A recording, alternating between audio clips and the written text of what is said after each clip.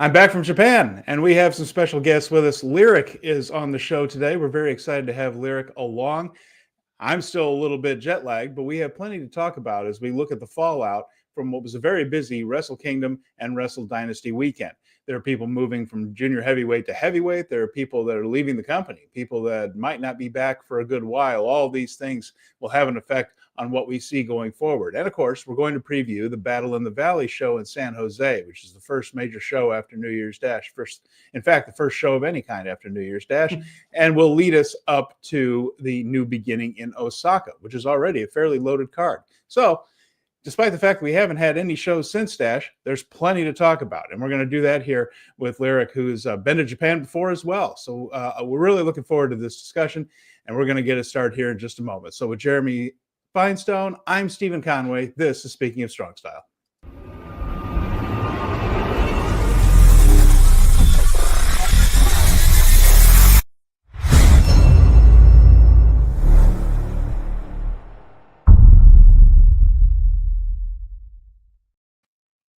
Welcome to Speaking of Strong Style, where we discuss the news, usage, and events surrounding New Japan Pro Wrestling. And as you can hear, I'm a little jet-lagged out there. I just had the 20-hour trip in total back. I arrived yesterday, and I'm just still getting my bearings a little bit there. So, Jeremy, yes, how are you feeling this week? I'm going to throw it over to you to start off. There's been a lot going on the last few days. We're minus an announcer for a couple of months. It's there's been some wackiness. You know, I feel like there's no way we're going to fill 90 minutes today. Just impossible. Nothing going on. Oh, we always struggle with just that the stuff we assumed would happen after Wrestle Kingdom, Wrestle Dynasty, totally expected. Everything had this on their bingo card. Nobody had it, but we have a great guest with us today. Yeah. Lyric Wrestling, who went to the Tokyo Dome last year. You are at the Tokyo Dome this year. We have insights galore as to why things happened the way that they did over the weekend and what was amazing and what could have been better and regrets and outlooks and all that stuff. And so I'm going to throw it to Lyric to say hello and how you doing? You are muted. You're muted. Sorry. Hi, I'm doing well. It's very cold outside. I'm not used to that. I'm Southern, so yeah. Where you at? South Carolina. Oh, okay. Oh, okay. Yeah, I can imagine that's not what you're used to now. It's not our usual setting, man. Just a couple weeks ago, it was like 80s in like December, so you never know around here. And now it's like 20 degrees, so hey. So you watched Wrestle Kingdom and Wrestle Dynasty. Did you have any particular thoughts about either show that just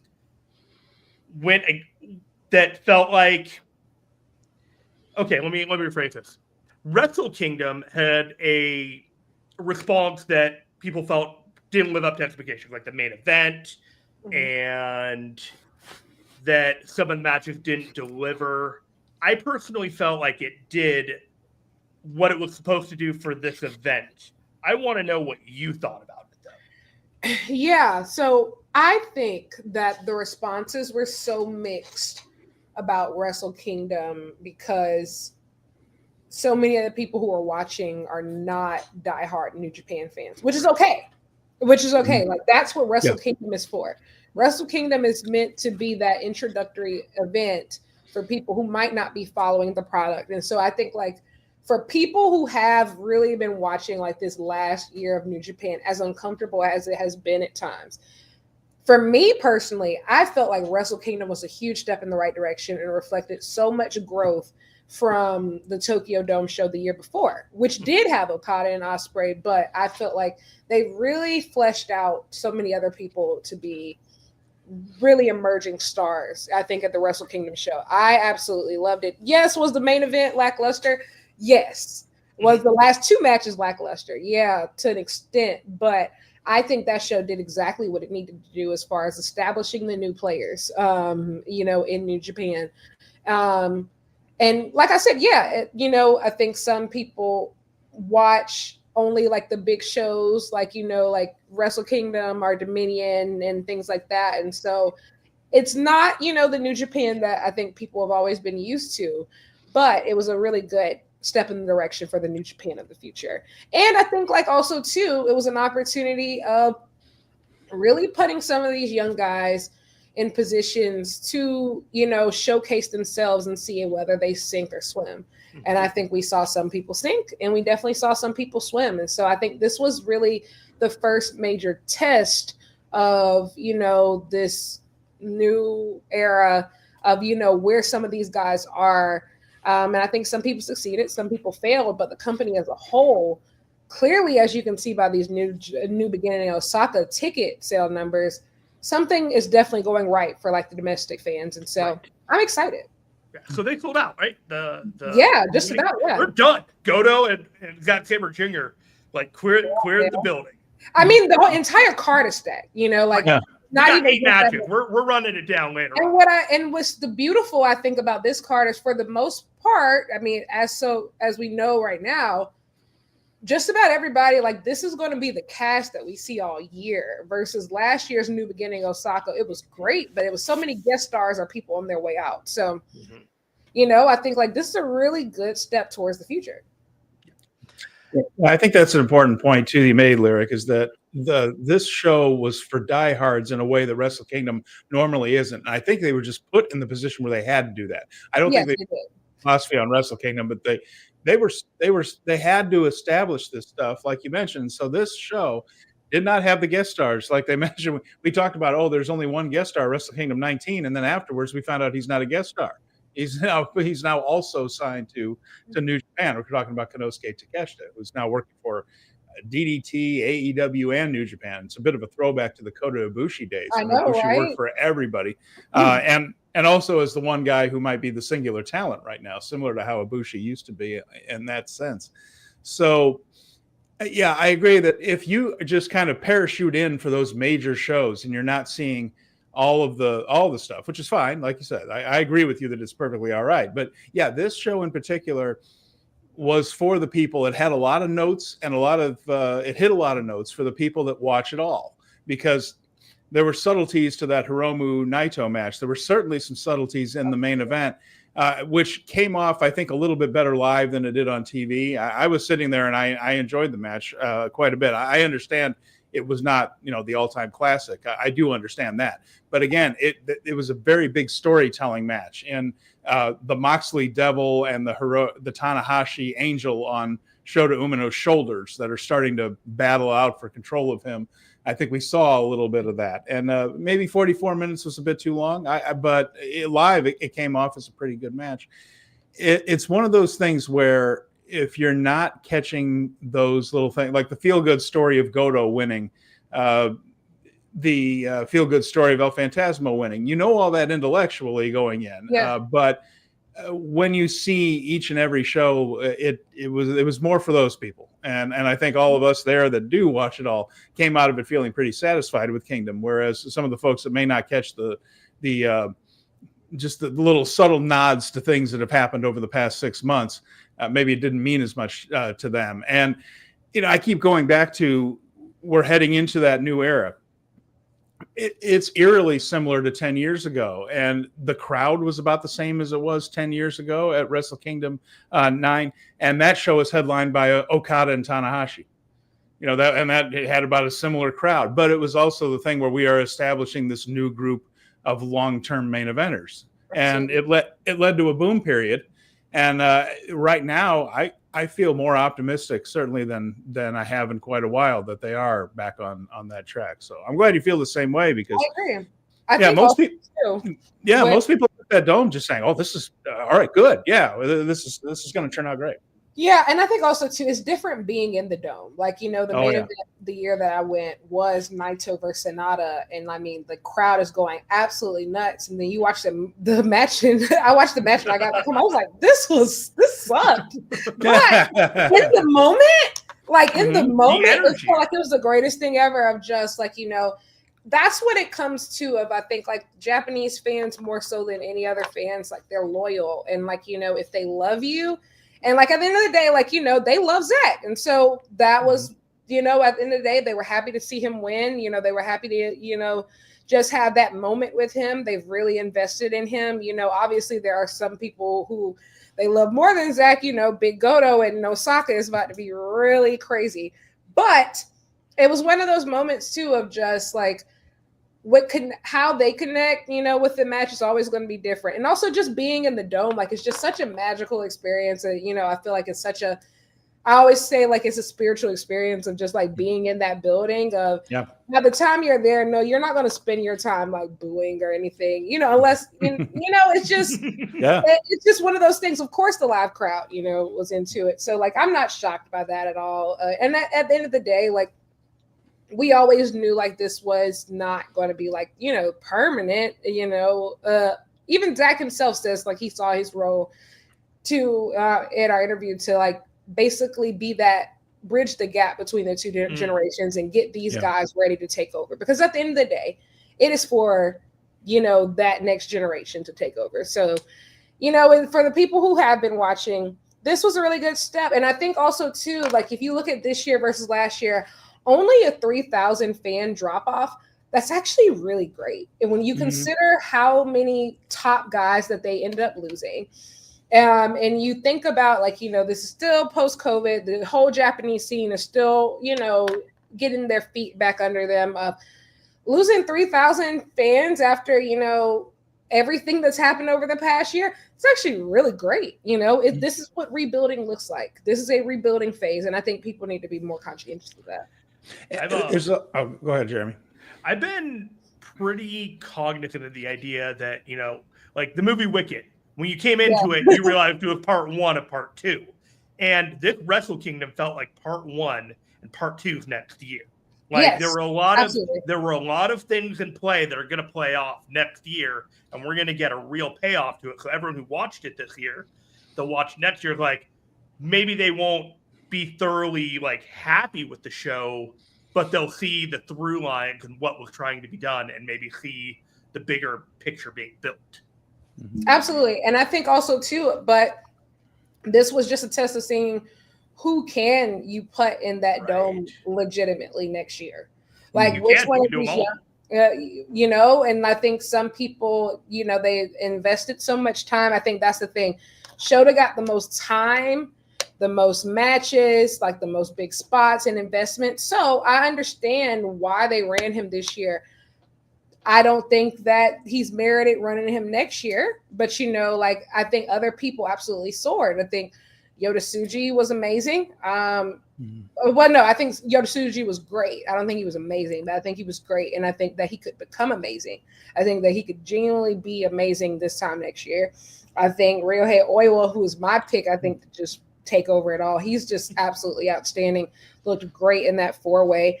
But I mean, hey, to be quite honest, I can easily see Konosuke Takeshi the main event in the Tokyo Dome next year. I think especially now he's under contract. Like he's ready now. You know, he's a star now. He's a big star now. There's so many, and even I agree with all of what you're saying. Yeah, look like Gabe Kidd, David Finlay. I think the War Dogs had a fantastic weekend. They really did. They stole the show. I think David Finlay versus Yota Tsuji was match of the night for Wrestle Kingdom, and obviously Gabe and Omega was match of the night for Wrestle Dynasty. And so, like, I think they have a better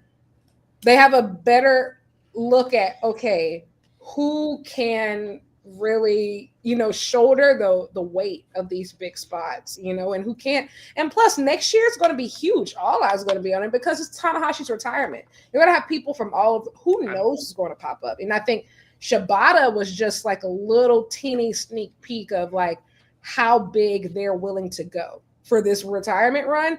And so you want your best players on the floor there. And I think, you know, like I said, they figured out who can and who can't fit in that position. Yeah, I'm betting they're going to have something very big for Tanahashi's final match there in the Dome next year, and it could be the guy. Well, it could. The guy? Yeah, I think that could be where they're headed with it. But I also think that they are looking toward a possible guest star for that too. Yeah. That's also possible, because right now I think there are people around wrestling, not just in New Japan, that want to be part of this retirement right there, and they could end up with something like that. But yeah, the long-term story could be Shota killing his idol. That could very well be what the Shibata thing. I think is going to happen at Forbidden Door, because they already said Tanahashi. Yeah, it's the only place they can. So yeah, the USA thing is not going to happen in Windy City. Not going to happen in New Japan Ring. Forbidden Door, UK, that thing. Lyric, I have a couple matches I'm going to throw at you real quick. Mercedes Moné versus Hazuki. Will Ospreay versus Bryan Danielson. Will Ospreay versus Konosuke Takeshita. Swerve Strickland versus Will Ospreay. Sting and Darby Allin versus the Young Bucks. Swerve Strickland versus Bryan Danielson. And Zack Sabre Jr. versus Bryan Danielson. These were the top of your match of the year candidates for 2024. You compiled a men's list, a women's list, a tag list, and an overall match of the year list. Very thorough, very impressive. The link to it can be found in the show notes for our episode on YouTube and in the podcast going forward, so you'll be able to find it easily. What I want to know is, and what I want to hear is all the praises you have for Kenny Omega and Gabe Kidd, and where it compares on those matches on that list. Oh my gosh. Well, all the praises. Kenny Omega is my favorite wrestler of all time. I would put it probably at number 1. You know, of all of those. But I will say it's very narrow. I think that just about, we had several all-timers last year. I would say just like particularly like the Ospreay Danielson match, the Danielson Swerve match, the Zach Danielson match from New Beginning Osaka. I mean, that was my number 1. You know, Mercedes Suzuki, I think, was probably maybe the greatest North American women's match we've ever seen. And also too, that tag match, obviously the Sting and Darby tag match, but the Saree and Mayu Iwatani versus Shihiro Hashimoto. That was the next one on the list. That was the one right below Mercedes. I believe that's probably the best women's tag match. I've one of the best I've ever seen. Definitely. There was one that was rated very high. The Chigusa Nagayo. Yes, and that's the only thing that I would probably put. I would say of this century, I believe that's probably the best tag match. Obviously, like, you know, you have the 80s with, you know, Crush Gals and, you know, Devil Army, and then you have I forgot, it's the Manami Toyota and Toshiya Yamada against Dynamite Kansai and Mayu Miyazaki. Yes, that one. And they did. The good news is, folks, they did 3 of those, and all 3 of them were brilliant. Absolutely. Brilliant. So, like, I put it up there. There with those. But this has been an amazing year for women's tag team wrestling. I mean, just FWC and Stardom and Wingori, all from the same faction, Stars.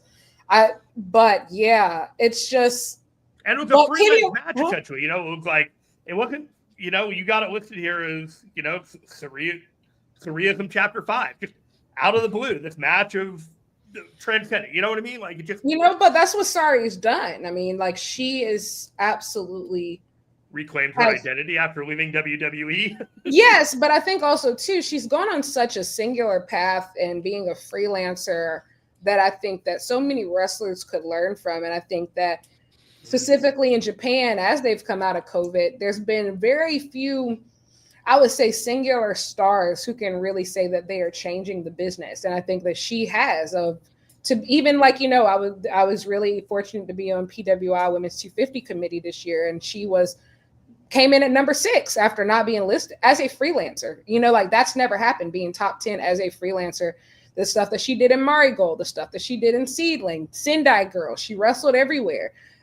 She's established herself as a legitimate draw in a time where I think that's very difficult, specifically, and to do it as a woman in women's wrestling and her style. She's very reminiscent of those old school 90s, 80s Joshi goats.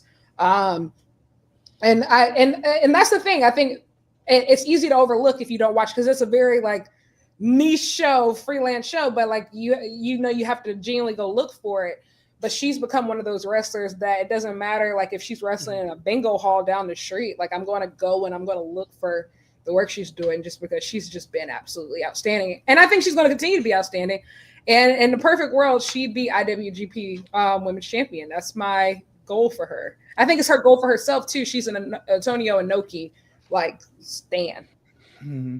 Yeah, and it's a curious situation too. What we have with the current IWGP Women's World Champion it's Mayu Iwatani, and this is a woman who may or may not be leaving the company that she's in right now. I was talking to Scott Edwards a little bit earlier today, and he feels more confident than ever that she's headed toward Marigold, or even work out a deal where she could work for other companies and Marigold, that type of thing. But yeah, his thought was that this was the last thing she really wanted to do with Bushi Road, was get that dome moment. She gets the victory, and they're doing everything they can to keep her. They are trying to they're trying to make her as happy as humanly possible because they understand her value as well.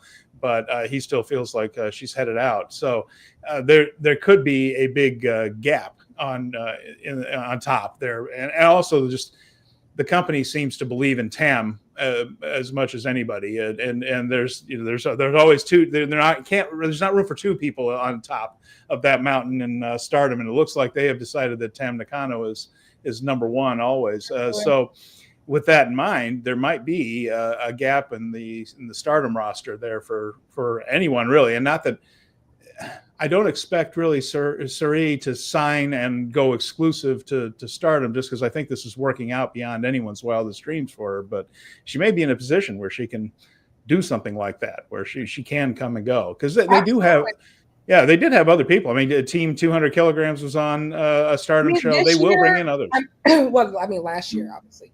But that was really Stardom kind of opening up the gates and allowing their talent to move back and forth in a way that we really hadn't seen before. You had the work with Sendai Girls with Saree going back and forth with Mika Iwata, like with the Sendai Girls World Championship and the World Wonder of Stardom Championship.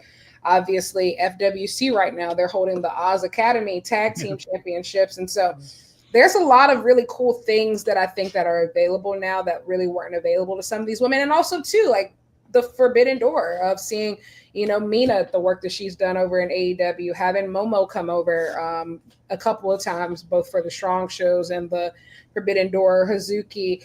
I remember when I first started in content, whenever I would talk to some of the women from Stardom, they would say like, oh, we want to be able to go to different places. And like, that's finally happening. But Mayu Iwatani for Stardom isn't just I'm not going to say it's going to kill the company, but that is an unimaginable loss. Mm-hmm. And I think that the only person in Joshi who even has come close to what she brings to the table is a person like Saree. Don't get me wrong, I think Tam Nakano is amazing and one of the best big match wrestlers, but I don't think that for the foreseeable future she's going to. I don't foresee her wrestling for too much longer. To say could be a cornerstone of the next 5-10 years. I don't foresee that happening. And so they're really going to have to invest in whoever's going to, that not even just the new Ace is going to be, but who's going to be that God level, GOAT tier wrestler at the top. And so because Ace almost seems like a small term for what Iwatani means to Stardom. Absolutely. That's why she's always been referred to as the icon. She's been referred to as the icon of Stardom. And, I believe several people, could really become the ace of Stardom. I think Hanan is amazing. I think Azumi is amazing. I think that they have so many young pieces who could really, become that person, but icon, that's a whole different level. I think the only person who's potentially on that level is probably Shuri. And I'm not sure that they're going to put her up there, to be that person. I think she could do it. But just being realistic, like my favorite wrestler on the roster is Suzuki, but they're never going to push Suzuki. So yeah, that's what Dunstan's saying too.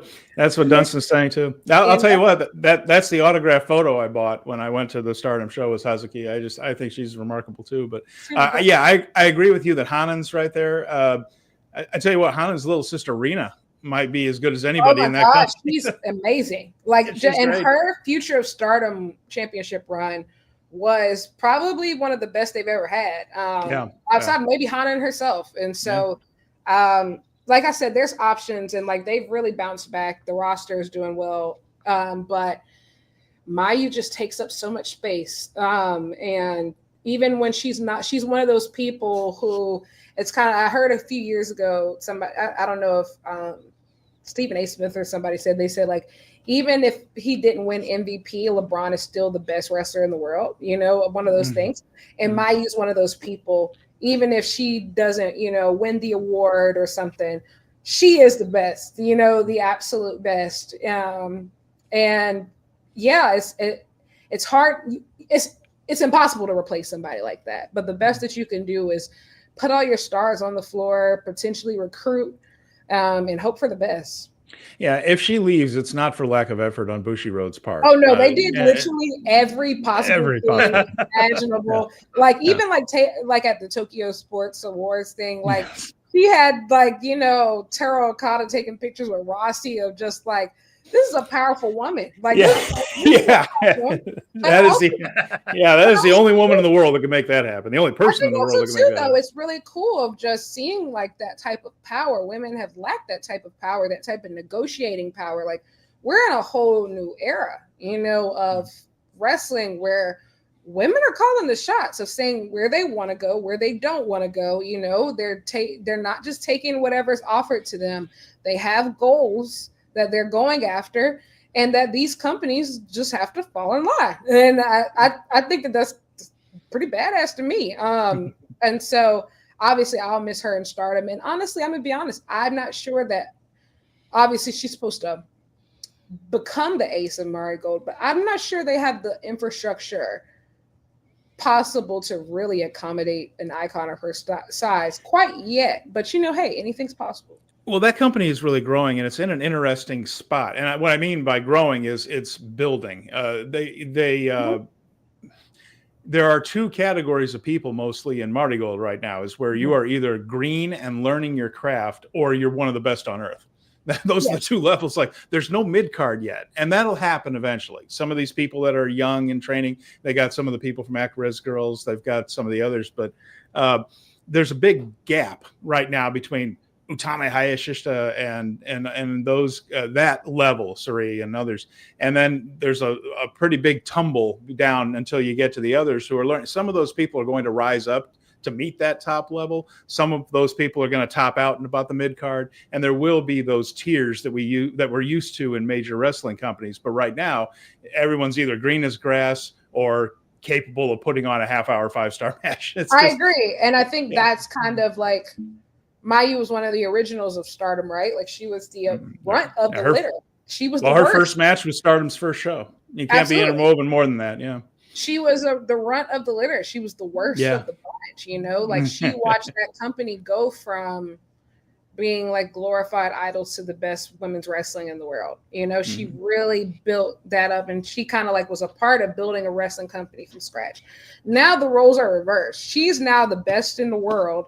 And she's now having to if she goes to Marigold, she will have to essentially do that long, painstaking work to really build this just division up and really get these girls on world-class level. And that's a lot of work. And I think I'm not sure if I would do it if I was in her position, but also too, her relationship with Rossi, I think that's really the key in all of this, of just it's much more personal than professional. And so at the end of the day, if anybody can do it, it's definitely her. So it's going to be interesting. I know that this is, a topic that you've tackled on other places and things, but not on our show before, Lyric, but just your overall assessment of how New Japan is handling It's not a division. New Japan doesn't have a women's division. It has a women's title. And they don't employ any female wrestlers. I mean, they do through Bushi Road and all that's on the Stardom books and such. But what's your assessment on how they're doing in presenting the women's championship, the IWGP Women's Championship? After we talk about that, I want to talk about the other title, which is the strong title, Mercedes title. But what's your assessment on how they're doing with that IWGP Women's belt currently on Mayu? I think Mayu has done an amazing job with it. I think that she's wrestled, when you look at like her defenses, she has wrestled most of the top 10, top 15 women's wrestlers on the planet. Yeah. Like, and that's just genuinely the truth. And like several of the matches are some of the best women's matches that we've seen over the past 2 years. And so like she's done absolutely an amazing job with it.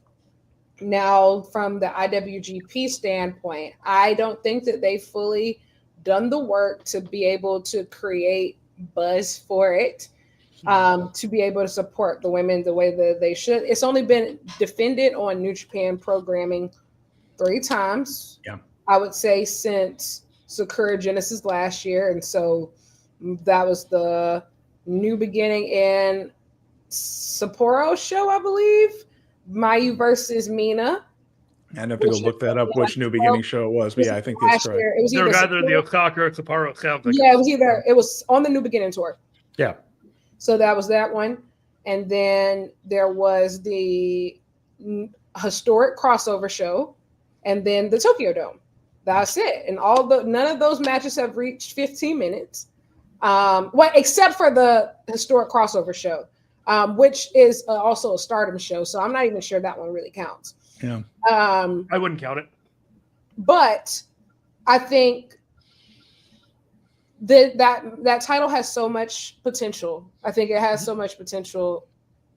And I'm interested to see how they navigate it after Mayu drops it, because I think that honestly, they only even got those matches because of who Mayu is.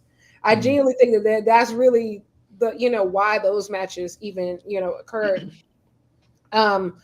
It's obvious that New Japan, I don't think really wanted the title from a booking perspective. And sometimes it always felt like Stardom didn't know what to do with it either. And they kind of like made rules now. So like, that one's supposed to be defended solely in America. I mean, not America, but in Japan. Right. But Mercedes, the strong title is supposed to only be defended in the States. Yes, and then they're like, whatever, let's do this. They circumvented that by making it a double title match. Yeah. That was why it's ends up being a double title match. And so like, I don't mind loopholes. It's just like there's a why book yourself into a corner though? Right, Yeah, it's just merge the titles or something. It's well, the thing is, they were never thinking about when they made that rule. Remember, it was really they were more so thinking about the men's titles, right? Tanahashi trying to like. They were never really thinking about the women's titles when they made that rule, and so I like that they weren't thinking about it, but I agree with yes, you. And so that's really kind of like the thing there, but. I kind of see it as, it has a lot of potential, but I'm not sure where it's going to, I'm just not sure what they're going to do with it. I think the interest is there to live up to the potential. I don't think that they've done the work to put the interest there. That's the thing. You put these women in front of a crowd and nobody knows who they are. There's no guarantee that if you watch New Japan, you watch Stardom. And so like, for example, like the Mayu Mina match, it was amazing and the crowd got into it about the end, but they don't know them. And I don't think that New Japan has done the work to properly introduce these women to their audience. And I would be fine if they ever wanted to dissolve the title, but only after they've actually given it a proper shot. And plus, to be quite honest, the best IWGP matches under the IWG branding happened under the women's title last year. And anybody who thinks that like I'm being like facetious or I'm over exaggerating, look it up. Like the Mayu Saree match was better than just about every IWGP World Heavyweight Championship match last I mean, you year. have to think about the fact that it was either Naito or Moxley, and those matches were not treated like top level main event matches. You're not wrong. I just never thought about it like. And a lot of people don't. But also too, Mayu versus Saree looked better. Like that looked more true to what the international wrestling Grand Prix is supposed to be than just about everything that we saw last year from New Japan. And it's not even, and I don't even want to say that in the sense of it only happened because, the New Japan card was bad. It just was that good. Mayu versus Momo Watanabe was just that good, Mayu versus Saree, which I was able to be in the building for, at 1-4 last year, was just that good. And so I would like them to see it give them a proper try. Now on the American side, that title was fantastic. Yeah. No notes. Yeah. Yeah, I kind of feel the same way. I thought they're knocking it out of the park with what they're doing with Mercedes and how they're handling a lot of that. It's often positioned as the main event. Hazuki just main evented a show in the United States. And of course, that's because of Mercedes, right? But she deserved it. And then she got over. So Absolutely. Now you bring Hazuki back to the United States, it's all good. You don't have to introduce her. Same thing for Momo Watanabe. Yeah. And I think also, too, look at particularly in North America, if you look at that New Japan Strong Women's Tournament from Resurgence in 2023, that was the catalyst for the new generation of women's wrestling. Everything that has happened in AEW or hell, even WWE, it all stems from that title. It just all stems from that title. Yeah. It all stems from that championship, that tournament. Willow Nightingale becomes a superstar. That was such a wild turn of events. Stephanie Vacker becomes a superstar after that. Willow ends up, because she has the title, she ends up dropping the title to who? Julia. Julia and Stephanie Vacker end up crossing paths because of this. Then they both go to NXT. Look, there's a whole program being built over because in other companies. Like all of this is the catalyst because of this New Japan Strong Women's Championship created, which Mercedes is the catalyst of. And you can really boil down. That makes up at least several of the top 10 women wrestlers on the planet today. Yeah, it's such an awkward spot because really the IWGP Women's title, let's go back originally, and then plans changed and regimes changed, and the people that were in charge of New Japan then are no longer, all that stuff. It was created because they felt awkward there weren't women on shows in the United States. That's not an issue over in Japan where there are entire women's promotions and several successful ones and a whole bunch of small ones that are going about its business. There are plenty of all women's shows in Japan. But New Japan would come here after what people watch WWE and AEW and everybody else, and just like, well, why is this a sausage party? Like, why is this all guys here?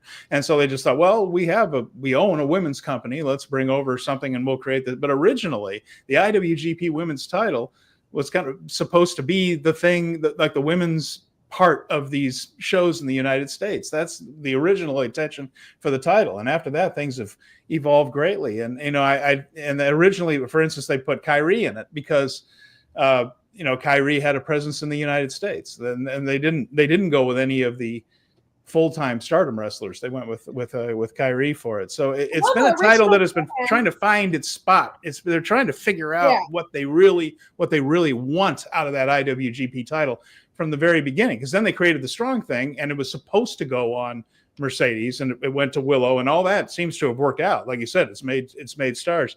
It's taken a very long and winding road to get to where it is, and it's not that old of a title. I think even too the original plan for the IWGP title was for Mayu to win it, but she just wasn't comfortable, going to the United States so much, which she ended up doing, a couple times. But it's one of those things of the way that I see it. The IWGP Women's Championship is a gateway for it's supposed to only be held by the absolute best of the best, just because you're going to be on male dominated cards. You're going to be in buildings that typically women are in. You need to put your best players on the floor. And so far, Kyrie obviously had an international presence. Mercedes speaks for herself, and now Mayu holding it obviously it all speaks for itself. And whoever holds that belt next has to, be able to be on that level. This isn't like, a TNT title is not just supposed to be defended like, just against anybody. Like this, to me, especially from Mayu's reign, I see this title as a destination match. I expect at least 4.5 every defense, like at least 4.5 every single defense. The floor is high. Literally, but I mean, that's the bar that she has set. And so it's going to be one of those things, and we have to remind ourselves is just, I think Stardom was on their way, but I think after the Exodus, I don't think that they're on their way anymore. The goal was to get women back in the dome, to get women back in these big scenarios to wrestle in some of the most famous, arenas in the world. I mean, venues, and really kind of get to those glory days of women wrestling. And obviously, the breaking apart and splintering kind of like got in the middle of that, but it's been too long. I think that obviously New Japan is a historically male organization, but I do believe like in the current wrestling climate now, as diverse as it's ever been, there is a duty to be able to share that experience with as many people as possible who will uphold the standards of New Japan Pro Wrestling. And so that's how I see it. I hope that they continue to flesh it out. And another big thing, I think that when they first did the Kairi Tam match at Wrestle Kingdom in 2023, I think the argument was like, okay, let's make this short because the crowd doesn't really know them. They're not really going to be into it, which was true at the time. Yeah, that was the truth. Yeah, and that match was a delivery system for Mercedes Moné. I mean, it was. It was just all a means to an end. However, 2 years later, the Dome wanted to see women. They were hot during the Mayu Iwatani match. They were hot during Mercedes Mina. Hell, they were even hot during the pre-show women's match, at the Tokyo Dome on Wrestle Dynasty, the International Women's Four-Way Cup. They're open to more of it. Yes, and so I do hope that was a nudge in the right direction, that crowds are more open to seeing women wrestling in the Tokyo Dome. Now, do I think a large part of that was because there was Wrestle Dynasty the next day, and so obviously Stardom was advertised, and plus you had a lot of international fans come in, and so this was a large chunk of the crowd who actually came to see women's wrestling. Right. I think that was a large part of it. But I think that's also just a sign that going forward into, years that come, there's an appetite for this if it's actually nurtured. And I think that it needs to be nurtured. Yeah, it's an interesting point too about the Tokyo Dome. That is a different crowd than they get the rest of the year because there are so many international people coming in for it, and those people are hardcores. Like I did not meet very many people at all that only went to Wrestle Kingdom and Wrestle Dynasty. Like we were going to everything, and I was talking to people who were going to 9 shows over the course of the I did 8. I did 8 shows while I was in Tokyo. This is not for casual fans. No, it's not, and so it is important to remember. This is going to be this is a very different group of people than go to see Dominion in Osaka in the summertime. It's a different group of people there, but they did accept everything. Stardom had a pretty good week though. Dream Queendom drew well in Ryogoku Kokugikan, and then the show that I went to, the one in the the Tokyo Garden Theater. It's a concert venue in Ariake, and it's a strange building for wrestling. I'm not sure it's the right place to hold wrestling, but they drew 2,000 there, which is not a bad crowd. Now that building is enormous and holds like 8,000. Last year they ran Tokyo Dome City Hall. Yeah, so that's where, and they did the show like the morning of Wrestle Kingdom. I'm glad they didn't do that again. That was TJPW did that this year. They were in Korakuen, and I went to TJPW's show, their big princess show, and then popped out and went up to the Dome. And then they were out and like you say in Ariake. It's a strange building, but they drew 2,000 for it, and that's a solid crowd for them. So. Good signs ahead, that they had a strong week around here, and hopefully they can get some momentum into 2025 too. I guess this is the best place to tell anybody. I'm planning on going next year. Yeah. Oh, me too. For 20. Yeah. I'm gonna do it. We're going. You have to. The thing is, like, I'm one of those people. Like, if you, especially if like one of my faves is retiring, like, there's no question you can have the rent money if you need it. It has been suggested to me strongly that we need to go, and I was like, oh, okay. I guess that we are. As soon as Tana said, like, 2026, I said, don't worry about it. Don't worry about it. I'll be there. Same thing with Sting of just like Revolution. This is the moment. This is it. I'll be there. Don't worry about it. Yeah, like I can't. Tanahashi, yeah, he means so much to me. There's no chance in hell. Like I will tell you this. I went to John Cena matches at UPW in Southern California before as the prototype. Rick Bassman. And absolutely, with Samoa Joe and Rocky Romero and Frankie Kazarian all cutting their teeth in this place. Yeah. I'm okay never seeing a John Cena match again. I need to be at Tanahashi's retirement. Yeah, that's how I feel about it as well. Of just I got to see Cena a couple times, growing up. I'm fine. Yeah, I'm good. This is when I saw Tanahashi crying during the Gabe Kidd and Kenny Omega match, it's like, I gotta see this guy off the Tokyo Dome. 100%. What the hell am I thinking right now?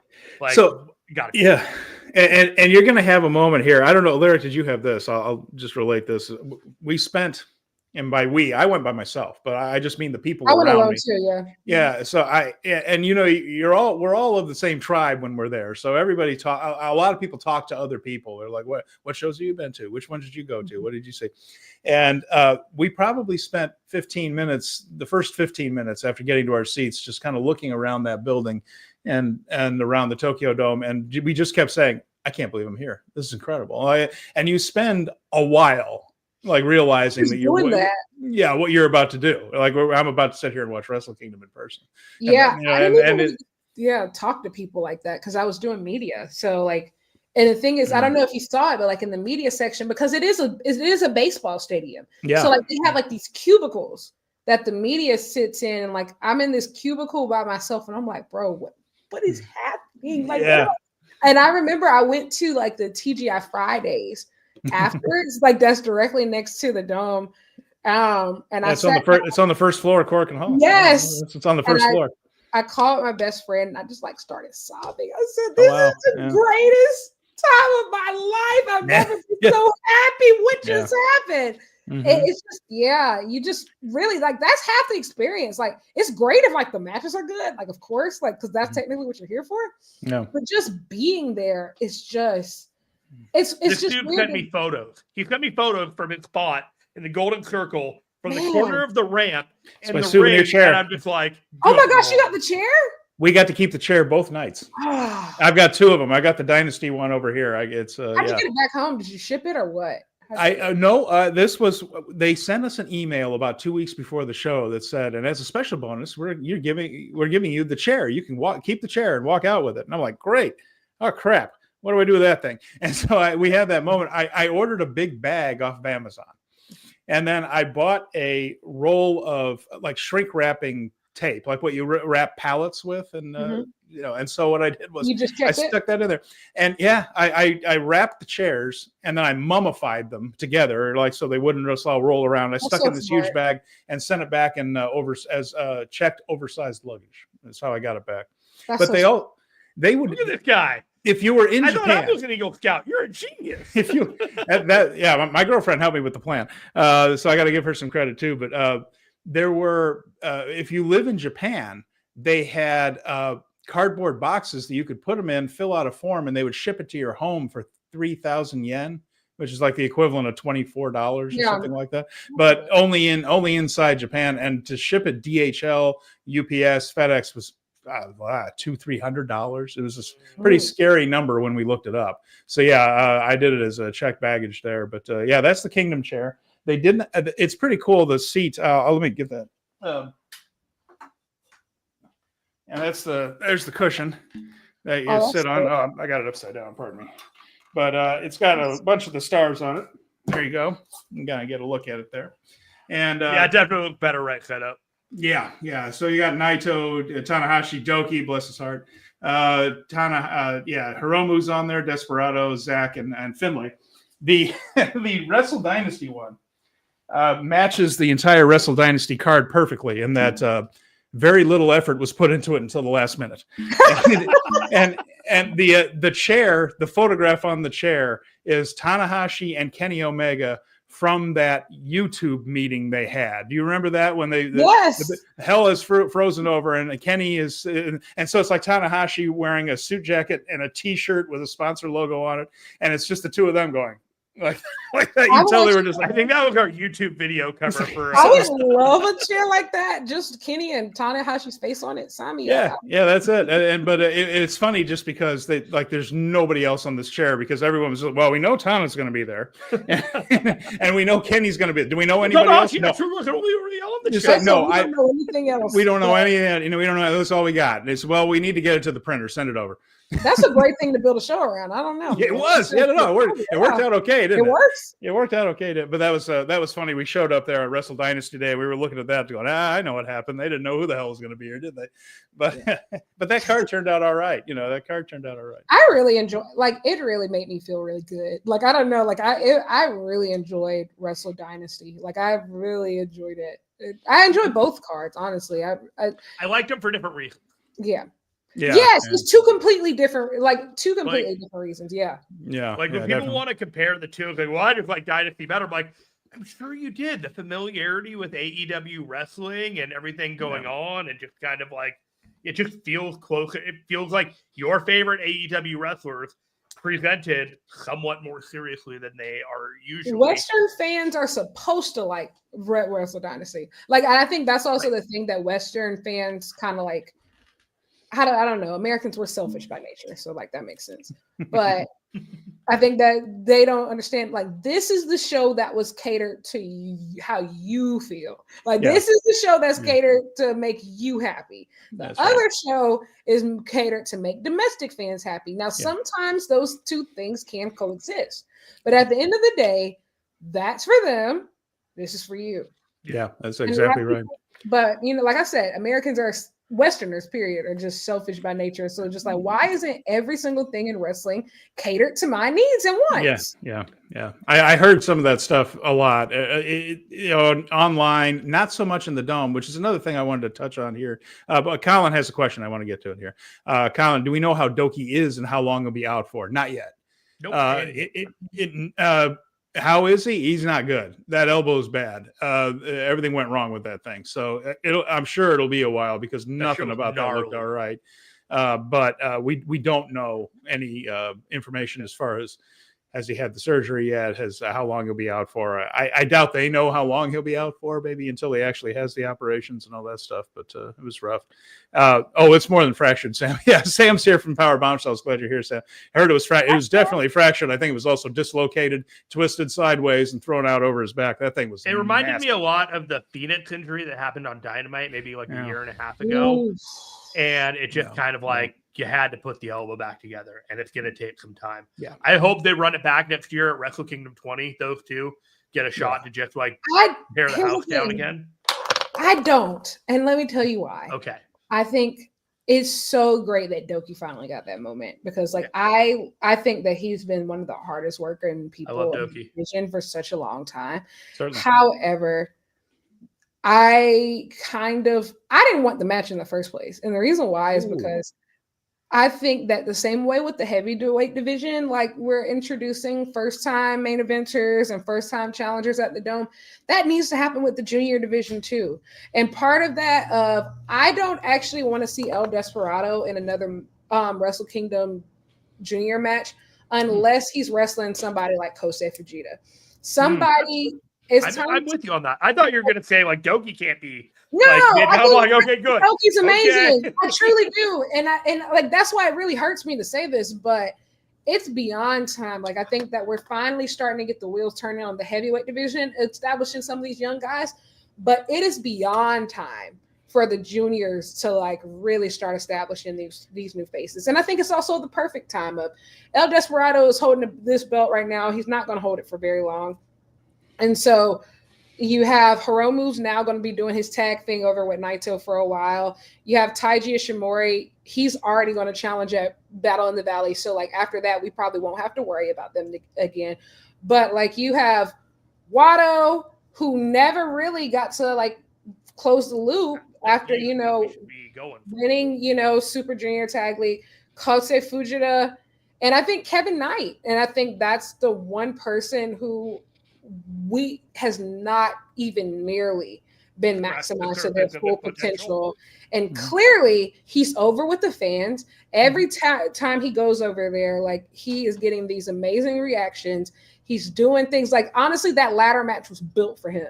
Like that ladder match was built for him to do some type of crazy spot, especially if you're as far as like, top foreigner in the junior division, it needs to be him. And so like, but all of these guys have been just like largely untested, and without opportunities. And so like by the time we get to Wrestle Kingdom next year, and I think especially because it's Tana's last, hoorah, I think his greatest gift that he could give to everybody is the future. And so that's why I don't want to see him. We're not running it back anymore. Yes. Well, yeah. That being said, I understand your point. I think Desperado is going to be the key to handing it off to that end of it, though. And absolutely. So one of the things I think they'll both the people we've talked about, Kosei Fujita and Master Wato, their stories revolve around Desperado. So like the Despo Wato thing is probably going to play out in this year. And then my guess is they are going to. I think especially if Doki is out 6 to 9. Right, 6 to 9 months, comes back in the fall, then that just drops into their lap for him to come back, and now we're going to have the match we always should have had and that type of thing. But Desperado's the ace of that division right now, and he's going to have to be the guy that makes these guys, and that's probably going to be a year-long process, certainly. So my guess is year makes a lot of sense, though. Yeah, he does, and so there's some other stuff within the next year, like. They don't have a whole lot of time with that division to really just let it cook. Like the best of the Super Juniors, like where it said, should be Kevin Knight featured. It should have a prominent spot for Fujita. If you're keeping Kevin Knight, I mean, the people in North Carolina know, or the people in North Carolina certainly, but the 49 states, people in North America know who he is. The companies in North America know who Kevin Knight is. Trust me, I'm 100% positive he's staying. Okay. For this year, for a year. Yeah. Here's the thing. Go ahead. Go ahead, Larry. I'm sorry. I was going to say, I think every foreigner will stay as long as that they're getting an opportunity. And I think that for him specifically, if after this year he isn't given a reason to stay, I wouldn't stay either.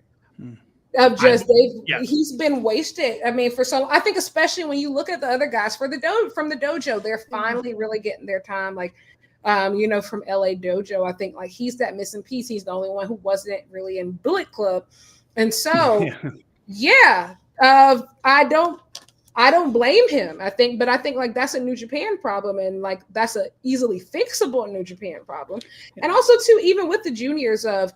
Last year, with the heavyweight picture being so, I would say, murky, we really got to see the junior step up. Like the main event of Dominion was junior division. And so I do think that there could be, if the popularity is there, which they're going to have to be intentional about building, which I think that that we've already seen some things in the right direction with that. I think that there really could be some opportunities to create some new stars, but I think it's going to take some intentionality by New Japan. Yeah, Desperado was the first half MVP of this year for New Japan. I think 100,000%. He carried the company through the white guys with belts era that we called it for a while, where they were just tossing titles onto anybody that had a couple of WWE matches in the last 10 years. That was embarrassing. Oh God! And I honestly, this I know it's embarrassing because nobody talks about it anymore. Of just like the Nick Nemeth, the Riddle, moved right on. Weren't even in the year-end review. Weren't in the year-end review video packages. Not there. Like no mention. The whole Kikuchi taking over thing. Like he was like, nope, you guys are out of here. They didn't even get a reason why. Riddle was just kind of phased out. Peace, bro. That was the way it looks. Riddle was barely phased out. He lost that match to Zack Sabre Jr. and it was like they existed. put the TV title back on Zack, let Zack drop it to Jeff Cobb, and nobody talked about it again. Bye. Yeah. Well, it's I mean, his goose was cooked the second he went on that idiot goes on a podcast with the TV title sitting in front of him, laughing about how much cocaine he uses, and everybody in Japan not just that. He was going. not just that. He shouldn't have been there in the first place. He's going to random backyard indie shows and saying that he was defending a New Japan title without letting New Japan know or anything. I'm just like, that's just not how it works. He's too dumb to be in. He's too dumb to be in New Japan. Kevin Knight is incredibly talented, right? This dude has all the potential in the world. Now I know that he might have a sickness that happens to a lot of the LA Dojo guys, in which their thumbs like twitch uncontrollably to Fightful and let them know their contract status because their value should be measured out there. I'm totally fine with that. But here's the thing. If Kevin Knight were to go to WWE right now, or if he were to go to AEW, his momentum would immediately be capped. Like, there is no avenue for him to elevate himself beyond what they think his value is. Here in New Japan, he can define that all on his own because he has a throughway to just cook the way that he does. If he has a great year here, his value exponentially goes up the year after that, and even the year after that. If you were at Kevin Knight to New Japan for 2 more years, wow. I agree, but he has to do something substantial, and I think it all comes back to New Japan actually utilizing him. Of just if he goes to NXT right now, he's going to be just another guy in NXT. Right. But if he goes to AEW right now, well, I mean, he's better than Eddie Thorpe. He's an LA Dojo guy, and they're going to work on him. Well, no, honestly, they'd probably put him in the Hurt Syndicate, which would be fire. It would be fire. It'd actually be 100% fantastic. Yes. I can't lie to you. I would be okay with that, but he'd still be one of the lower guys. But that's the point, though. Like, the Hurt Syndicate is always meant. There's always supposed to be another guy that they build. They push up. He would be that guy, but I do think that specifically as it relates to New Japan Pro Wrestling, I think that he has so much value, and he has so much value. He respects the culture. He genuinely loves Japan, and so it's just like it's one of those things. Kind of even like with Gabe, right? Of just like you have foreigners like who are using this as a little opportunity to get. But if you have people that genuinely want to stay, that genuinely want to be used, you have to honor that some shape or form. At the end of the day, guess what? Foreigners are going to leave sometimes, and that just happens. Like, very rarely are you going to get people who want to leave their home country forever and, stay over here. But that's what risk is. That's what Japan is, like that's been happening since the beginning of time. Everybody has to go home eventually. Everybody's not Stan Hansen.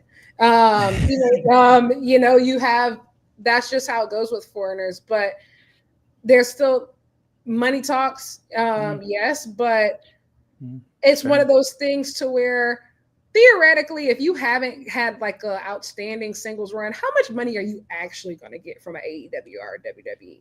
Like, potential, it can only be used as currency for so long. People want to see results. And I think like both rosters right now are so stacked. Everybody has just about who they want right now. There's not really a lot of free agents on the market that people are like, okay, like WWE is like, okay, we need to sign them, or AEW is like, oh, we need to sign them. Last year was a big year for both companies. Everybody pretty much got exactly really who they wanted, their building blocks for the future. And so the only way to really get on their radars and the way to like get like a money contract and, to really be taken seriously as a top player out the gate is you have to add value where you are. And I think he is adding value in the tag division, but like, already you got 2 junior tag runs. We're kind of over that. And so it's all about really, getting him on that. Are you going to get behind him as a single star? Well, and there are changes afoot for that junior heavyweight division. And I think Kevin can definitely be a huge part of it. And I think he's going to be a huge part of it. Yeah. I mean, kid, legitimately, we can be honest about that too. He's already pretty big. He could move up. The some of the notes that we had from this weekend were TJP basically saying goodbye for now. And in his whole thing is his post-match comments saying, not sure when he's going to be back. Francesco Akira's comments were all about how he wants to be the best junior heavyweight in the world going forward, and was starting to talk like a singles wrestler. So that would put Akira back into that picture, which will help the division quite a bit. The other thing is we also heard Taiji Ishimori just kind of casually mention that he's a war dog now. So that could be the junior heavyweight war dog. Drilla Maloney has declared on microphone at New Year's Dash that he's a heavyweight now, which he was for a while. Yeah, but, he was like a Shingo Junior. Yeah, Shingo Junior. Yeah, but what is that? So where are these dominoes falling? So now you have Clark Connors, who he goes to Super Juniors every year anyway. He's both a single and a tag. He could team with Ishimori. You can have Maloney up top, and eventually Jake Lee comes back. War Dogs continues to grow. But what you have here is Akira maybe going singles, and in that way, if TJP is not going to be around a whole lot longer, and we'll get into what that means for Bullet Club, because there are signs that maybe traditional Bullet Club, you're either a war dog or you're House of Torture, and then maybe that Rogue Army thing has kind of gone away. Looks like for Kenta, for instance, looks like he's going to be spending 2025 mostly in Noah and not in New Japan. And so, with that in mind, we are going to have, the build of Fujita. Kevin Knight was started as a young lion around the time Kosei Fujita did, and Oiwa and all around. So if Fujita is still very young in his career, so is Knight. And so there's time, and there's time for that build. But this year could be a big step forward for that. And yes, we've spent a lot of time getting new people into position in the heavyweight division in 2024. And then Wrestle Kingdom, we kind of saw, all right, Tsuji's where he needs to be. He's got a major title now. Fans can get used to seeing him in big matches for a belt. Shota's now main evented the Dome. And I think a lot of this story for him in 2025 is, does the Moxley Devil or the Tanahashi Angel win out in the end for control of him? Of course, Uemura will find out when he comes back. Oiwa's in a good position. So we're seeing a lot of young talent there. 2025, while all that's happening in the heavyweight division, we might see those pieces get arranged in the junior heavyweight division. Now we have some people like Knight, and Kushida spends a lot of his time in the U.S. If Knight stays, has officially left TNA, and so I think that we'll probably see Kushida more in Japan this year. That could very well be. And then, but what that could be is we can get Akira up there a little bit. We know how talented he is. We can get, Fujita is going to continue to progress. I think there's still some work to be done in the tag division. Someone's got to carry that tag division. I think he and Robbie might end up doing that for a while. Nothing wrong with that. That's all. Junior tag is usually some of the best stuff on the big shows. When they give them a chance. And so there's a lot there. And 2025 might be what 2024 was for the heavyweights, where by the end of the year we see, this is who they're going with. I think it could be, and I think it should be. And I think that the junior division, last year I felt, not last year, but the year before last, Best of the Super Juniors was much better than the G1. And I think Super Junior Tag League was better than World Tag League. I think that was the same for this past year too. Yes. And so it's one of those things. And even too, like with these strong shows, you have so much talent to, fill out in these strong shows. And what I've liked in the most recent one is like they're doing like these open weight matchups, and I think also too, you have so many titles. Got to start getting more juniors wrestling for these open weight titles. I think Hiromu obviously was a start, and obviously it's a part of his story arc and everything. But some of these juniors could be wrestling for like some of these open weight titles. I think specifically that New Japan World Television Championship has been really well booked outside of the Riddle stuff that we don't talk about. And I think like that could be a really good opportunity for the juniors division too. And also as factions continue to move around and shake up, Hantai, they spent a lot of time really flashing out what the main unit is going to look like. There just has to be more, there has to be more. And I think they have so much programming between the domestic stuff and the international stuff. There has to be a place to fit all of these guys. And I think that there is. It's just going to take some intentionality. If you actually want to keep, some of these foreigners, I think, people are just, the internet is always angry these days. Yes. Like this person left and they betrayed Big Shinhan and but people do what is best for themselves, their careers, their families, and I think for the talent who really has stayed and invested, especially the ones who came up through the dojo system, you're kind of in like that now or never position with them. It's just like by the Dome in 2026, if you haven't elevated these guys to where they need to be, I genuinely don't blame them for looking elsewhere, to be used properly, especially when they're on the primes of their careers. Yeah, and I want to go back to something you just said there with the internet stuff. And I want to be just from my experience. I've just had this ethereal experience of being in Japan. I've been in Japan before, but just to go out there and just go for wrestling, and I'm just going to go and see shows every day. Talk to a lot of people. I talk to my Japanese is not good enough to have long conversations with people there, but I do my best, and they do their best with their English. Met people from Northern Ireland, Germany, Scotland, Australia. Good, so many Australians. They're all fantastic. The thing that struck me was the contrast between what I encountered in real life with real people versus what I read on the internet. It's not real. It's not real, everybody. I cannot emphasize it enough. When I ran into people that went to 6, 8, 9 shows over that time, and they were seeing everything, all different styles. Some people went, I don't like deathmatch stuff, but I didn't go to Big Japan, but I had plenty of people who told me that, I went there. I love that. I went to DDT with all their wackiness, and it was a blast. I went to, Stardom, which is straight ahead, serious, Joshi Pro Wrestling, and they loved it. This whole thing of, I hate that company and I want it to go out of business and I want it to fail. I heard zero of that the whole time. Wrestling fans want there to be 100 successful promotions. And that's what I want all of them to be successful. I'm not going to buy tickets to all of it. If you're jumping off ladders through barbed wire tables, I'm probably never going to pay to see you. But bless you for doing what you're doing and for making a living at it and for entertaining people who do want to see it. That's what I heard more than anything else. Yeah. This whole thing is like everyone's rooting for everybody, folks. Like all that stuff that you see on X, Twitter, whatever, or Reddit or all this kind of stuff of the pointing and laughing when anything bad happens to another promotion. It's all bullshit. That's not real. That's people taking their frustrations out. It's literally the same as the people who will trash the Kardashians or whoever else within an inch of their lives online, talk about their weight, their looks, their family histories, their mental illness. They will laugh at it. If they saw those people in an airport, they'd ask for a selfie and try to get a hug. It's not real. It's just people noise. And some of the stuff is seriously just bots and all this kind of crap. The real wrestling fans love everything. It was so heartening. I can't tell you how good it felt to talk to these people. It was an emotional experience to sit and be with people who are just celebrating this weird art form, this mix of athleticism and theater. And what I ran into are just very open-minded people who wanted to see all these different things and enjoyed the fact that each show had something different about it. I went to all those things, and every single one of these promotions does something differently than everybody else does. And when you go there, it's just a beautiful thing. And what I found were nothing but people celebrating that. And I understand it's not a representative sample size.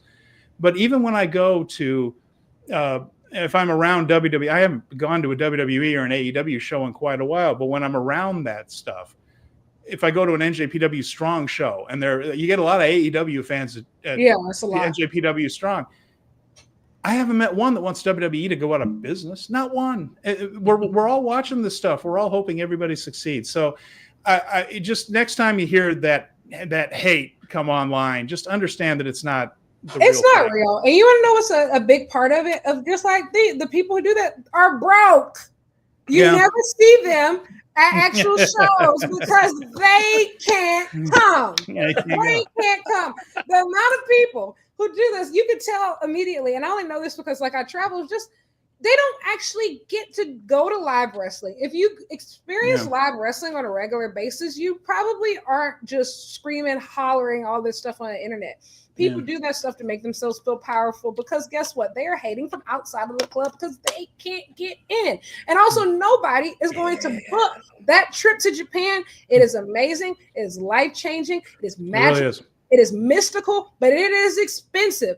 Nobody is paying multiple thousands of dollars to sit there in the crowd and talk about some, I hate AEW, I hate that. Who cares? It's your money that you just lost. You just coughed up so much money to go to this foreign country, to go to this foreign continent. You crossed an ocean, took a 14-hour flight to hate on the same wrestler you could have been watching in the country you were already in. Yeah, nobody did that. Nobody does that. It's expensive. So it's like the people who are there, they're there for a reason. They're serious about wrestling. When I was in Japan, I saw Stardom. I saw All Japan. Well, I saw Stardom twice. I saw All Japan. I saw Noah. I saw New Japan. I saw DDT. And they were all completely different audiences. And it was completely okay. Because that's what wrestling is for. That is what wrestling is for. It's for different styles, different people, different things, and that is okay. The people who talk on the internet, I've realized, guess what? They don't post pictures of themselves. You want to know why? Because they are not there. They half the shows that they advocate for, they're not there either. They're not at WrestleMania. They're not at All In. They're nowhere. They're home. They're in their mother's basement. They're at home hating. It is hot and stink in that basement. And they are just tweeting their little fingers away because they see they see everybody else having so much fun and they want to ram the parade. And I know this is because I ended up, and I regret this, it was midway through Donna Del Mondo breaking up. It was at the Stardom show, Tokyo Dome City Hall. I find myself arguing with a Twitter troll about All Japan. And I realized you don't even watch All Japan. You have no idea. You're just some like random WWE fan who just wants to argue with me. And that's the thing of just like, I'm in here living my dream right now. I had to put my phone up. But it's one of those things too of just when you see the genuine community and it's just like you connect with these people all over the world and you're all here for the same reason. And it's professional wrestling. And it's different races, it's different genders, it's different backgrounds, it's different countries, nationalities, different languages, but everybody is here connected because of professional wrestling. And it's even cooler, like, you know, if you're a part of like online communities and like people come up to you and like speaking like, hey, I see you, I know you from Twitter. But like, you know, that's even cooler. Like that makes the experience cool. But it's just like, very rarely will you ever be in a situation like that to where you can say like, oh my gosh, for 1 week, it's kind of like an all you can eat buffet. I can see just any style of wrestling that I want. If I want death matches, I can go see Big Japan. If I want like, you know, more playful joshi wrestling, I can go see TJPW. If I want more of an old school type of style, I can go see All Japan. If I want to see this, I can go see New Japan. If I just want to do like the mainstream stuff, New Japan and Stardom, I can do that. If I want to do like a niche freedom show and see Jun Kasai or something, I can do that too. You don't get a lot of opportunities to do that very often. Even like some people say WrestleMania week, but honestly, WrestleMania week does not have the quality offerings that I would say that you would get at Wrestle Kingdom week. Like it's a complete different level of quality. It's not like, you know, just not saying like indie shows aren't great because I think indie wrestling is the backbone of professional wrestling. But no, for 1 week, you literally get the best of every single promotion. They are doing their best shows in some of the historic venues. And I'm really sad because Noah this year, they ran the Budokan, which is my dream. I've always wanted to go to the Budokan. Last year, they ran Ariake Arena. So that's where we were. But you could literally go to, from the 29th through the 6th, you can go to the most famous venues that have ever been wrestled in the world. You could hit Ryogoku, Korakuen, you can hit the Budokan and the Tokyo Dome in like 1 week. That doesn't happen anywhere else in the world. No, you don't get to go. You can't go to Madison Square Garden, the Omni, and the Sportatorium in a week. It doesn't happen. But you can do that in Japan. You can do that in Japan. No. It's just, and it's all at your fingertips. And like, I just can't imagine. I think honestly, it's one of those things where I just feel so bad for people of just like, I'd be miserable too if I had to be home. I Yeah. was miserable this past weekend. I was so miserable that this all happened without me. Well, you're going back next year. Well, But well you can- yes, Well, but yeah, and you feel that history. Korakuen Hall, it absolutely bleeds out the walls, and not just because they are you feel it in the wallpapered floors. with the posters and everything, but you just sit there and you know that It's holy ground. whoever your favorite of all time is, they wrestled some of their big matches in that building. It's holy ground. Yeah, and the same thing with the Dome. You just like think of all those Dome matches that you've been watching that you used to watch on tape trading. I'm old enough for that, or on YouTube or anywhere else. All that stuff happened in that building. You feel it. It's palpable. And Absolutely. yeah. So You feel bad for people who don't get to experience it. It's just like one of those things. I'd be a hater too. But if you're no good help, those are the two that I gotta still good. Yeah, if you're sitting at home, seriously though, and I think Lyric will back me up. If you're on the fence, just do it, because I'll tell you the other thing is, while you're there, you honestly won't be thinking about the money you spent to get there. You will you will just enjoy yourself to the point. You should. I mean, think about it before you go. But I mean, like, are you wondering? Are you going to go there and then just say, "Oh boy, this isn't worth it"? Not going to happen. No. If you can put the money together and go out there, you will enjoy every single second of it. It's a wonderful country, full of wonderful people, great food. The public transportation is mind-blowingly perfect. You can stay in any place in Tokyo and still get to wherever you ever want to go, like probably in like 20 to 30 minutes. And like, I'm so serious. And I think also too of like for people who travel with other people, be like, oh, I want to go with my spouse or my friend, and they're not into wrestling. It's such an amazing place to where there's generally something for everybody. You can go to Disneyland, it's so many different things.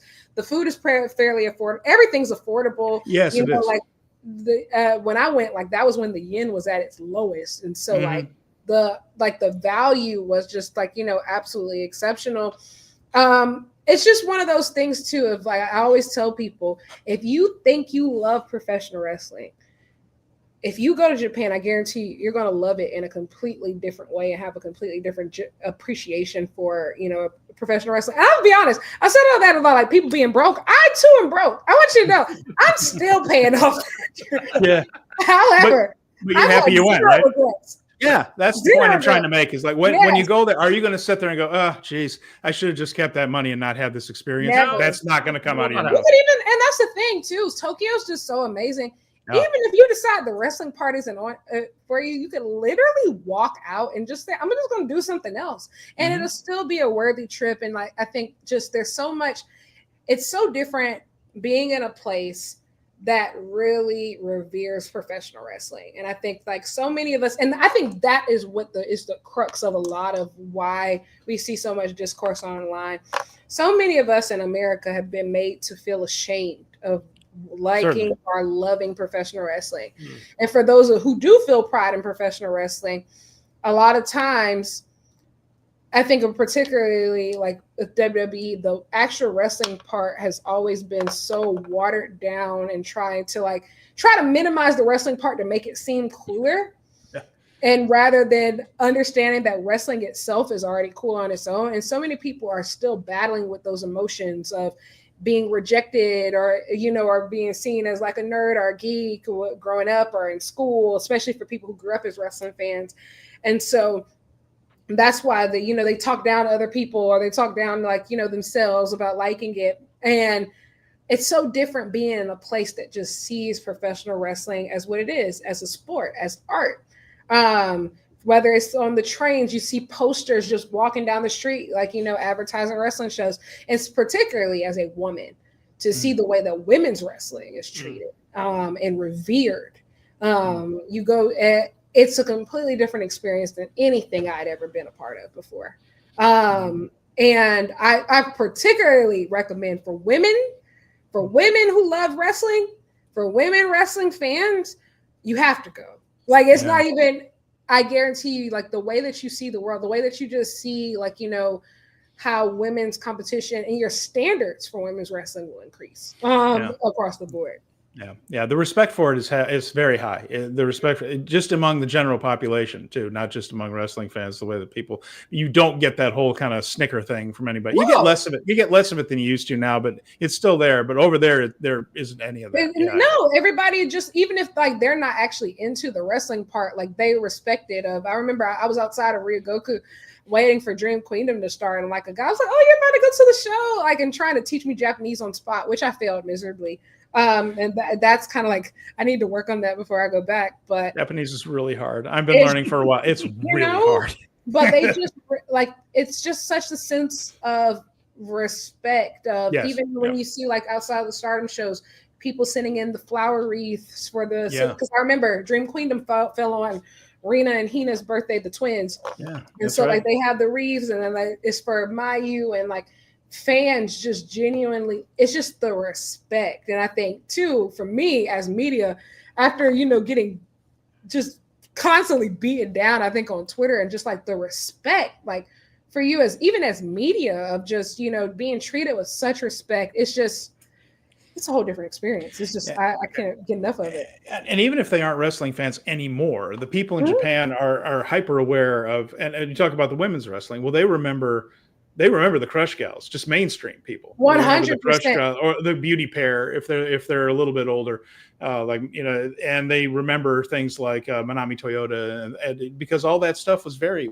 mainstream. I mean, the Crush Gals and the Beauty Pair had hit singles on the radio, folks. Dump Matsumoto is still doing commercials in Japan to this day. Like Dump, and and I think also too, it kind of goes back, tying it back to New Japan. That's what being the ace is. Like, you're not just responsible for putting on great matches and carrying the company. In Japan, you are the face. Like, Katana is doing commercials and still doing like all of these different things. And, like you're having your name sponsor ads on burgers and stuff. Like, it's that big of a deal. Even like down to the food. Like, you can see like the trucks outside. Like, you can get yourself a Micah burger or this Okada liquor. It's very similar to WWE in the sense of like, not only you are expected to be one of the best wrestlers in the world, but you're also expected to be a product. Yeah. And a lot of people think that they want that responsibility, but that's a very heavy burden to carry, of just especially in Japan. Yes, like you are not really allowed to be mediocre at anything. I think like, and sometimes in America, you could be a huge star and be a terrible wrestler, but that's just not a thing there. You have to be both. You have to be, you have to be attractive, and you have to also be like a really great wrestler. And you also have to be nice to kids, and you have to be like every single thing. You have to check every box to match. You have to be impeccable. You have to be perfect. Yeah. Literally, quite literally. And that's why, to be honest, I'm gonna be honest, I don't think Shota's the guy. And even though I think it would benefit, it would be better for everybody if he was. Everything would be so much easier if he was, with as much time. But at this point, I think he wants to be that face. I think he wants to, shake hands and kiss babies and things like that. But you can't have one or the other. You have to be both. And he wants to be, and they want him to be, so they are going to try mightily to make him into that. And then they're going to try. I don't know if they're going to succeed, but they are definitely going to try to make him the ace. That effort is going to happen. Lyric, we have a few more things we want to talk about. Are you willing to stick around for a few more minutes? Yeah, man. Awesome. Real quick, there were two things I wanted to get to, but first, I want to plug some of the stuff that you do. Yeah. Oh my These are some of the videos that you have done in the past that I think some of our audience should see. She's had Walker Stewart doing the New Japan G1 Climax 34 review. She had an opportunity to sit down with Willow Nightingale. She reviewed other things like Queen of Villains and X-Men 97, and apparently she's a huge Marvel fan, so I am inviting myself to talk Marvel with her whenever she likes on any of her shows. And then she and her friend Danny Don't Miss did a pregame show in which she was talking about Henny with Kenny. And I want to know Henny before Kenny. Yeah. And I want you to explain to everyone what this is, because this is a universal thing after watching this match. Anyone should be doing it. Well, in the Black community, a lot of us, our drink of choice to celebrate is Hennessy. And Danny, my good friend and co-host of the Dynamite book, I'm the creator of Black Girl Wrestling, who I write for occasionally. We were like, our goats are turning Henny for Kenny. Of just like, obviously it rhymes, like obviously Kenny doesn't drink. So we bring the Henny and New Japan brings the Kenny. And that's how we celebrate our glorious goat. We did a pre-show before Big Business as well for our other goat, Mercedes, because that's what our goats deserve. You have to really kind of like prepare the ground. And so, yeah, that's really where that comes from, but yeah, those are all really cool things that I got to do last year. Thanks for putting those up there. I will say that the one that I'm most proud of, though, is that Queen of Villains discussion. If anybody wants to hear it, I sat down with Sierra at Saying My Name on Twitter, and she is like an absolute joshi expert, somebody that I've just genuinely looked up to as I've gotten started, and just continue as just somebody like I learned from when I started writing, and like somebody I talked to for their knowledge. She's retired, but we had a really good conversation about not just the Queen of Villains, ended up becoming about the history of women's wrestling in Japan, how it influenced North America, and so many other things. About 3 hours long, but I would say one of the best conversations I've gotten to do. And so, yeah, so I got to interview Willow. I've interviewed Athena. I've recently interviewed Zack Sabre Jr. for Pro Wrestling Illustrated. And so that came out on the morning before Wrestle Kingdom. So, yeah, it's been a busy past year, but I'm just getting started. That's cool. And the history of women's wrestling is so rich over there in Japan, and it's interwoven with the culture and all that. But beyond just the idol stuff too, which it was for a while, it was some of the best wrestling in the world too. And the perfect example of this is both Terry Funk and Bruiser Brody, when they were running the foreign train for All Japan, when they were the steamrollers in the All Japan Wrestling, would tell people, go watch All Japan Women. So it was on noon on Saturdays back then. I says, watch that, because that's what the guys are going to be doing in 2 years. Yes. I mean, All Japan Women. And when we look back now, and I mean, even look at the Tokyo Dome. Like, look at the Tokyo Dome this past weekend has influenced this entire generation of women's wrestling, but just wrestling, period. Like, all of wrestling. I mean, men's wrestling. The most prosperous period for televised wrestling was All Japan Women's. The ratings that they were doing have never been seen before and will likely never be seen again. Yeah. And when you talk about like that cultural lens of, beauty pair and crush gals, this is where that idol culture comes from. Like, the things that you see in TJPW and, even like, Stardom to a certain extent, Cosmic Angels. That is where it began. That was the foot in the door. Beauty pair really taking off, and then crush gals replaced them. But then the wrestling is also a huge part of that. That's the thing about Japan. You can't be one or the other. You can't be, a pretty face or, an amazing wrestler. You have to be both. I think that's why I've been just so impressed by the story of Mina Shirakawa, of her climb to becoming, one of the best. Yeah, one of the best. She wasn't always that way. She was one of the absolute worst wrestlers in Stardom, and everybody told her that she should probably retire and go home or do something. And she just kept working at it and, go from being that model, that idol type star, to becoming like, obviously a Tokyo Dome singles match wrestler, which has been rare. So yes, that culture of women's wrestling is so rich, and All Japan Women's continues to influence, inspire. Willow Nightingale talked about how that's why she wanted to wrestle in the Tokyo Dome. Mercedes talked about that's why she wanted to wrestle in the Tokyo Dome. So many people, they looked at those legends, and that's how they got to where they are today. Yeah, very nice. I feel like the entirety of our viewing audience would be pretty fucking annoyed with us if we didn't talk about Chris Charlton. Okay. Oh, Chris. Lyric, you are caught up on everything that has happened up to this point. For our audience, The long and the short of it is it was reported by various outlets and not New Japan Pro Wrestling that Chris Charlton was going to be taking a few months off in light of comments made during the New Japan Wrestle Dynasty match between Gabe Kidd and Kenny Omega. And it then devolved with Tony Schiavone saying some choice words on Twitter that appeared for a grand total of 3 minutes, including acronyms like GFY and talking about his body odor. So real classy stuff. Yeah. It seems to have quieted down immensely ever since that one tweet. Lyric, I'd love to hear your thoughts on this.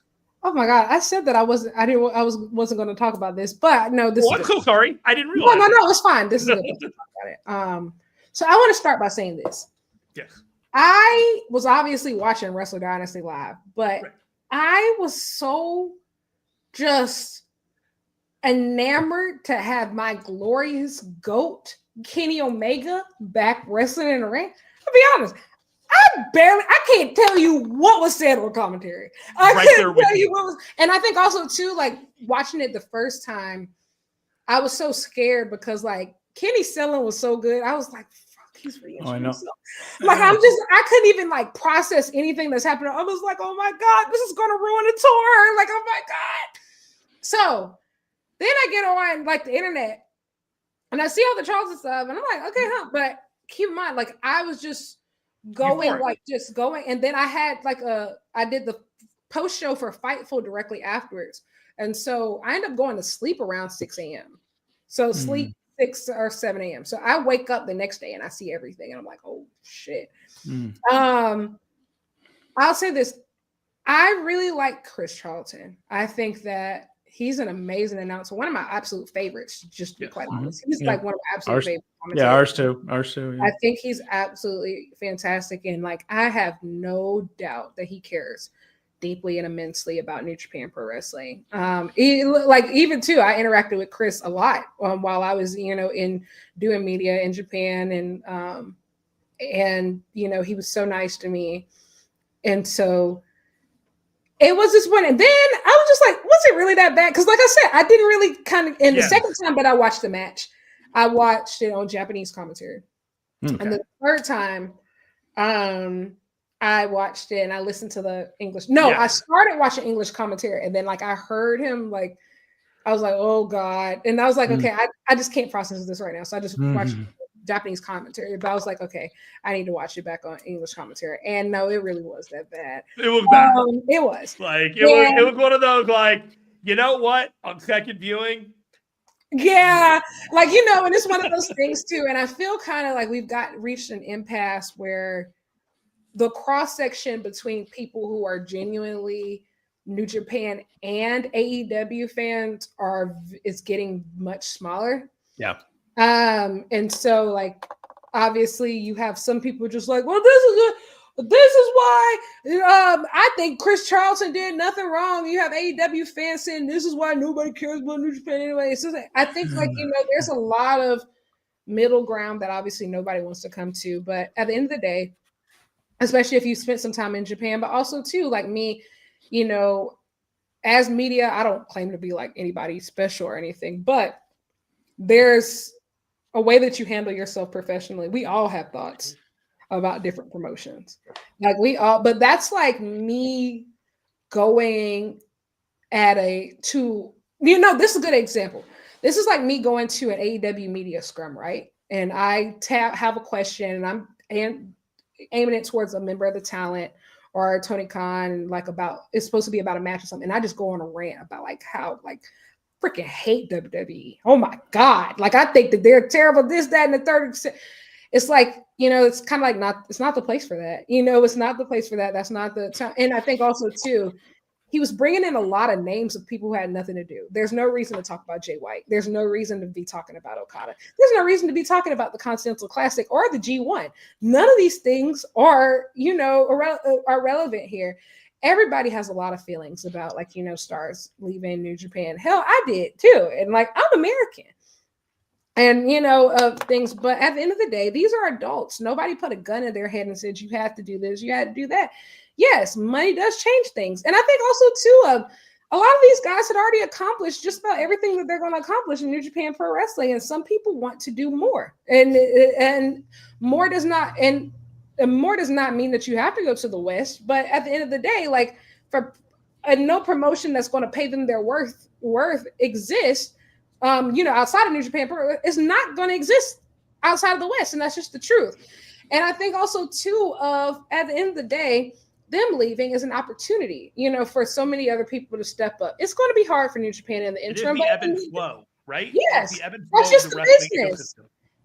It's the business. And like I said, we all have these feelings. And by all means, after you get off that headset, go crazy, go stupid. Everybody's talking about everything anyway. Like people on the inside of wrestling, trust me, like everybody is talking about everything anyway. Everybody has feelings, but in that context, it was inappropriate. And I think also too, like for Kenny, he's coming back and doing this match, off of like a serious injury. And even Gabe, like, he's dojo born. This is his big coming out party. You don't want to do anything to distract from either of these guys, And I think also, was about him and not the match. Yeah, and I think that's also too. But luckily, it's Kenny Omega. So, people are still going to talk about the match regardless. It doesn't matter like what you do on commentary. But at the end of the day, you don't want that to be one of the major plot points. And at the end of the day, I'm not saying that they need AEW. Yeah, but for internationally, yes, you need AEW. For like your international, for your international fans. And guess what? When you look at the metrics for Wrestle Kingdom and Wrestle Dynasty and all these numbers and what's disappointing and what's not, you want to know what wasn't? The international ticket sales were through the roof this year. Mm-hmm. Just about more international people came, this for those 2 days than ever before. And so clearly something is working. Clearly this relationship is working. If people are willing to leave their homes, their countries, to take flights halfway across the world to come to your event, you don't want to ruin those relationships. You have Battle in the Valley 2 weeks from now. You know who you're going to need to fill that card? AEW stars and AEW fans. It's one of those things to where it's really unfortunate. And also, too, that's just not how the Japanese do business. Right. Like, that's just not how they do business. It's very respectful culture. It's a very, everything has a place, everything has a time. It's all about respect. And so at the end of the day, leave AEW out of it. If they did that to just about any type of partner, I think there were going to be consequences, because that is not how the Japanese as a people just do business. It's just not, to be, that scene is embarrassing. And then too, you have Rocky and Walker on commentary clearly trying to reel him back. And he got fired up. And listen, I get it. Yeah. I used to be a hothead. I get it. You get really carried away.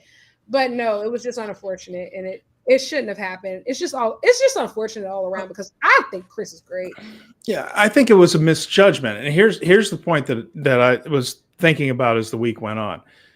When you got to this match, there was unquestionably a design to the match to make it a little bit NJPW versus AEW. Yeah. And that was the story of the match. The story was that the reason these two guys are fighting is because Gabe Kidd wants to punch in the mouth everybody that's left. He's like, I stayed during the pandemic. I stayed when I almost killed myself. He's talked openly about his mental health struggles during all this, and kind of woven it into the angle a little bit. I hung on through all this kind of stuff, and they took off. I think what happened was then Chris just leaned in too hard to that. And one of the things that surprised me was to hear that it wasn't under instruction, just because Chris doesn't get that looped up over anything else. Sometimes he'll yell and cuss about House of Torture, but it's always within the structure of telling the story of the match in the ring. He'll start screaming and yelling about what House of Torture is doing. He'll start screaming and yelling about whatever heel is doing what interference. And so when he went off, I thought that maybe they were telling him, hey, kid, lean into him a little bit on this one, lean into the whole rivalry thing. And that was what I thought. And because all evidence of when Chris gets fired up like that is that he's doing it within the story that's being told in the match. Correct.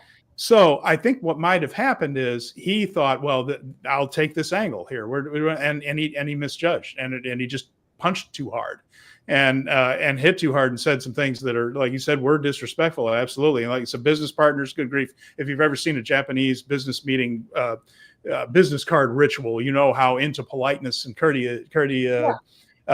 being courteous and respect they are.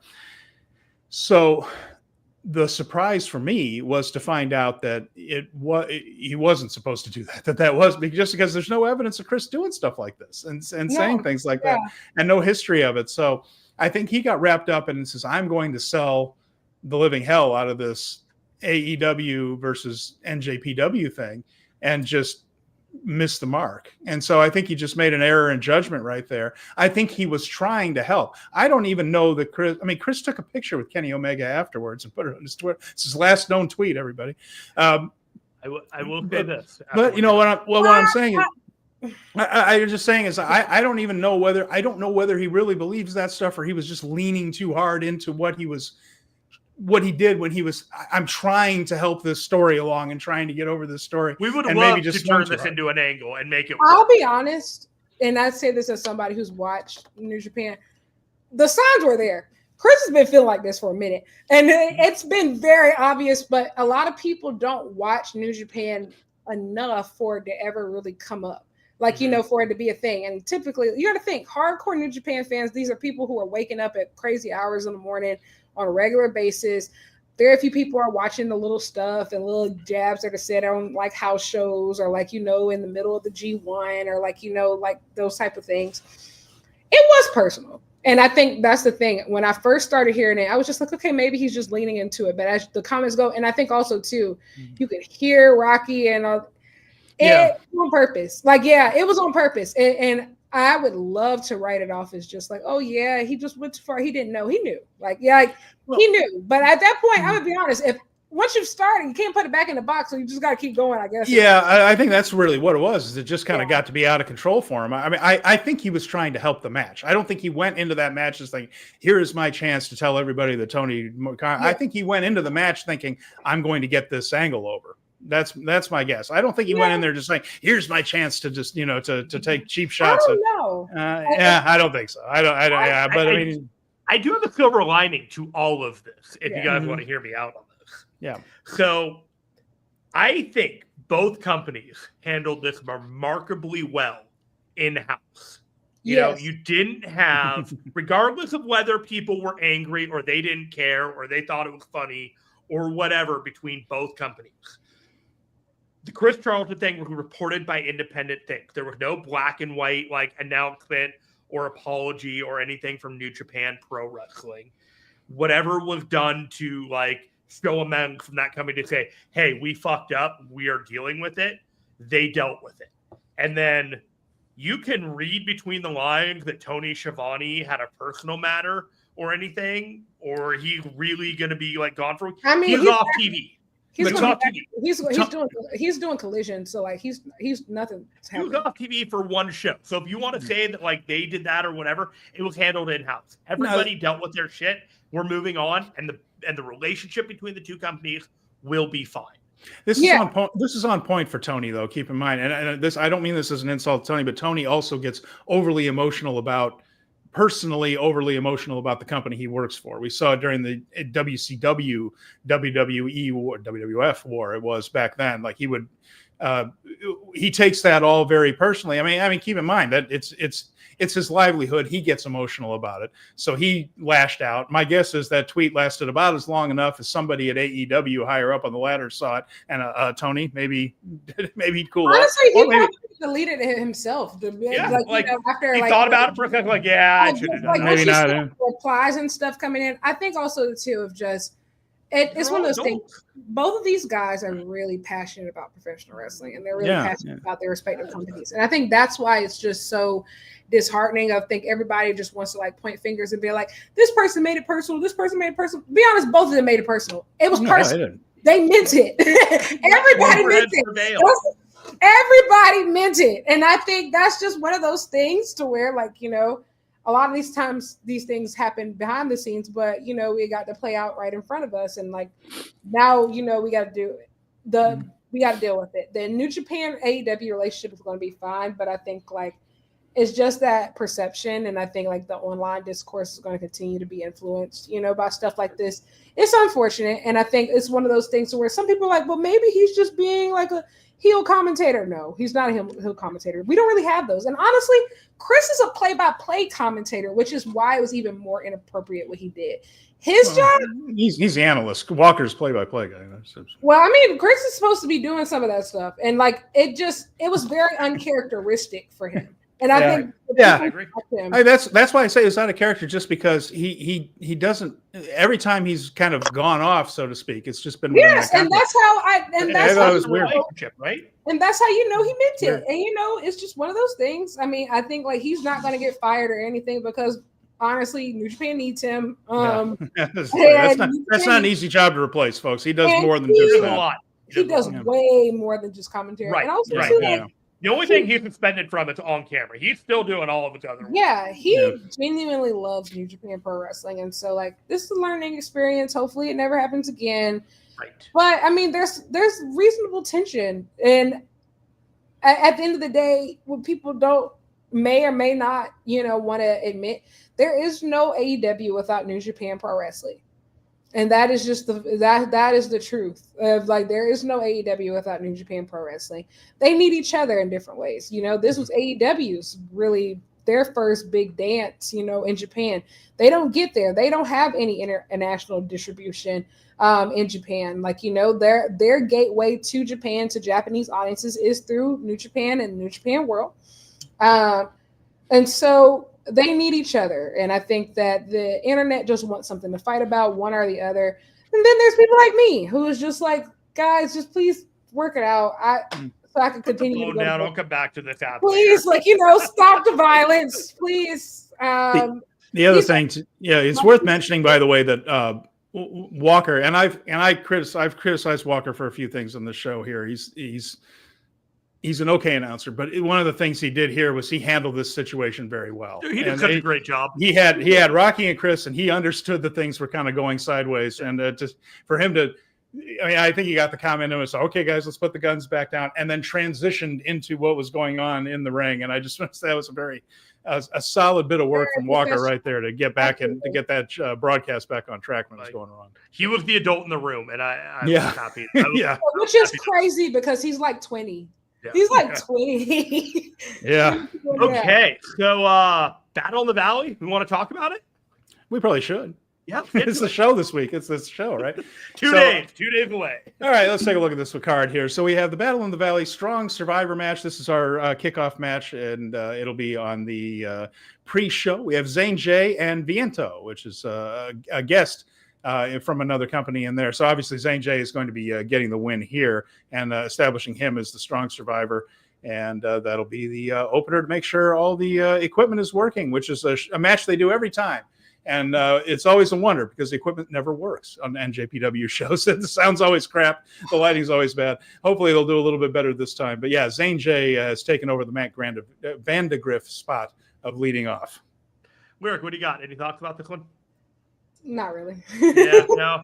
Viento's from first time as a babyface thing. Yeah, if he loses, he'll be a dork. Viento's from Pro Wrestling Revolution, by the way. That's where he's from. So that's why he's in the area. That's the Bay Area promotion. Mm-hmm. Yeah.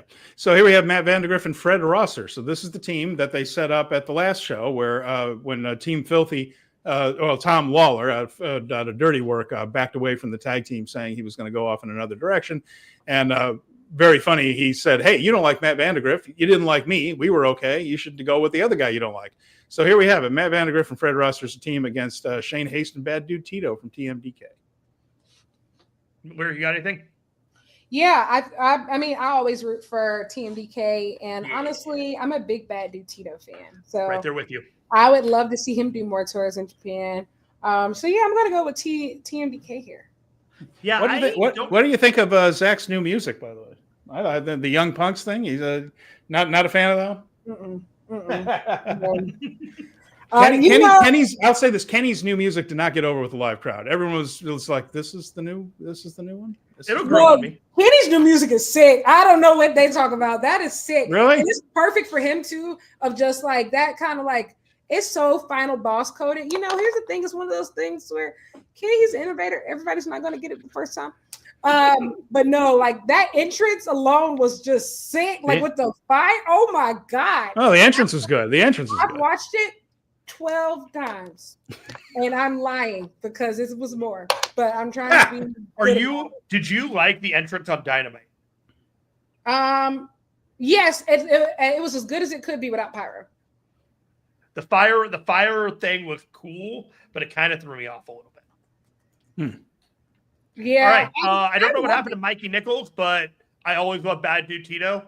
I hope Rosser and Vandegrift struggle enough to lose. So this is an elimination match, which is it's a bit of a hodgepodge here. So on one side, we do have 3 members of Empress Nexus Venus. So we have Hanako, Micah, and Mina Shirakawa. I'm excited for this, yeah. Absolutely. And they're teaming up with Viva Van. And so on the other side of this one, Anna J, Trisha Dora, Osmi, and Johnny Robbie. So Osmi teaming up with some of the NJPW Academy / AEW talent.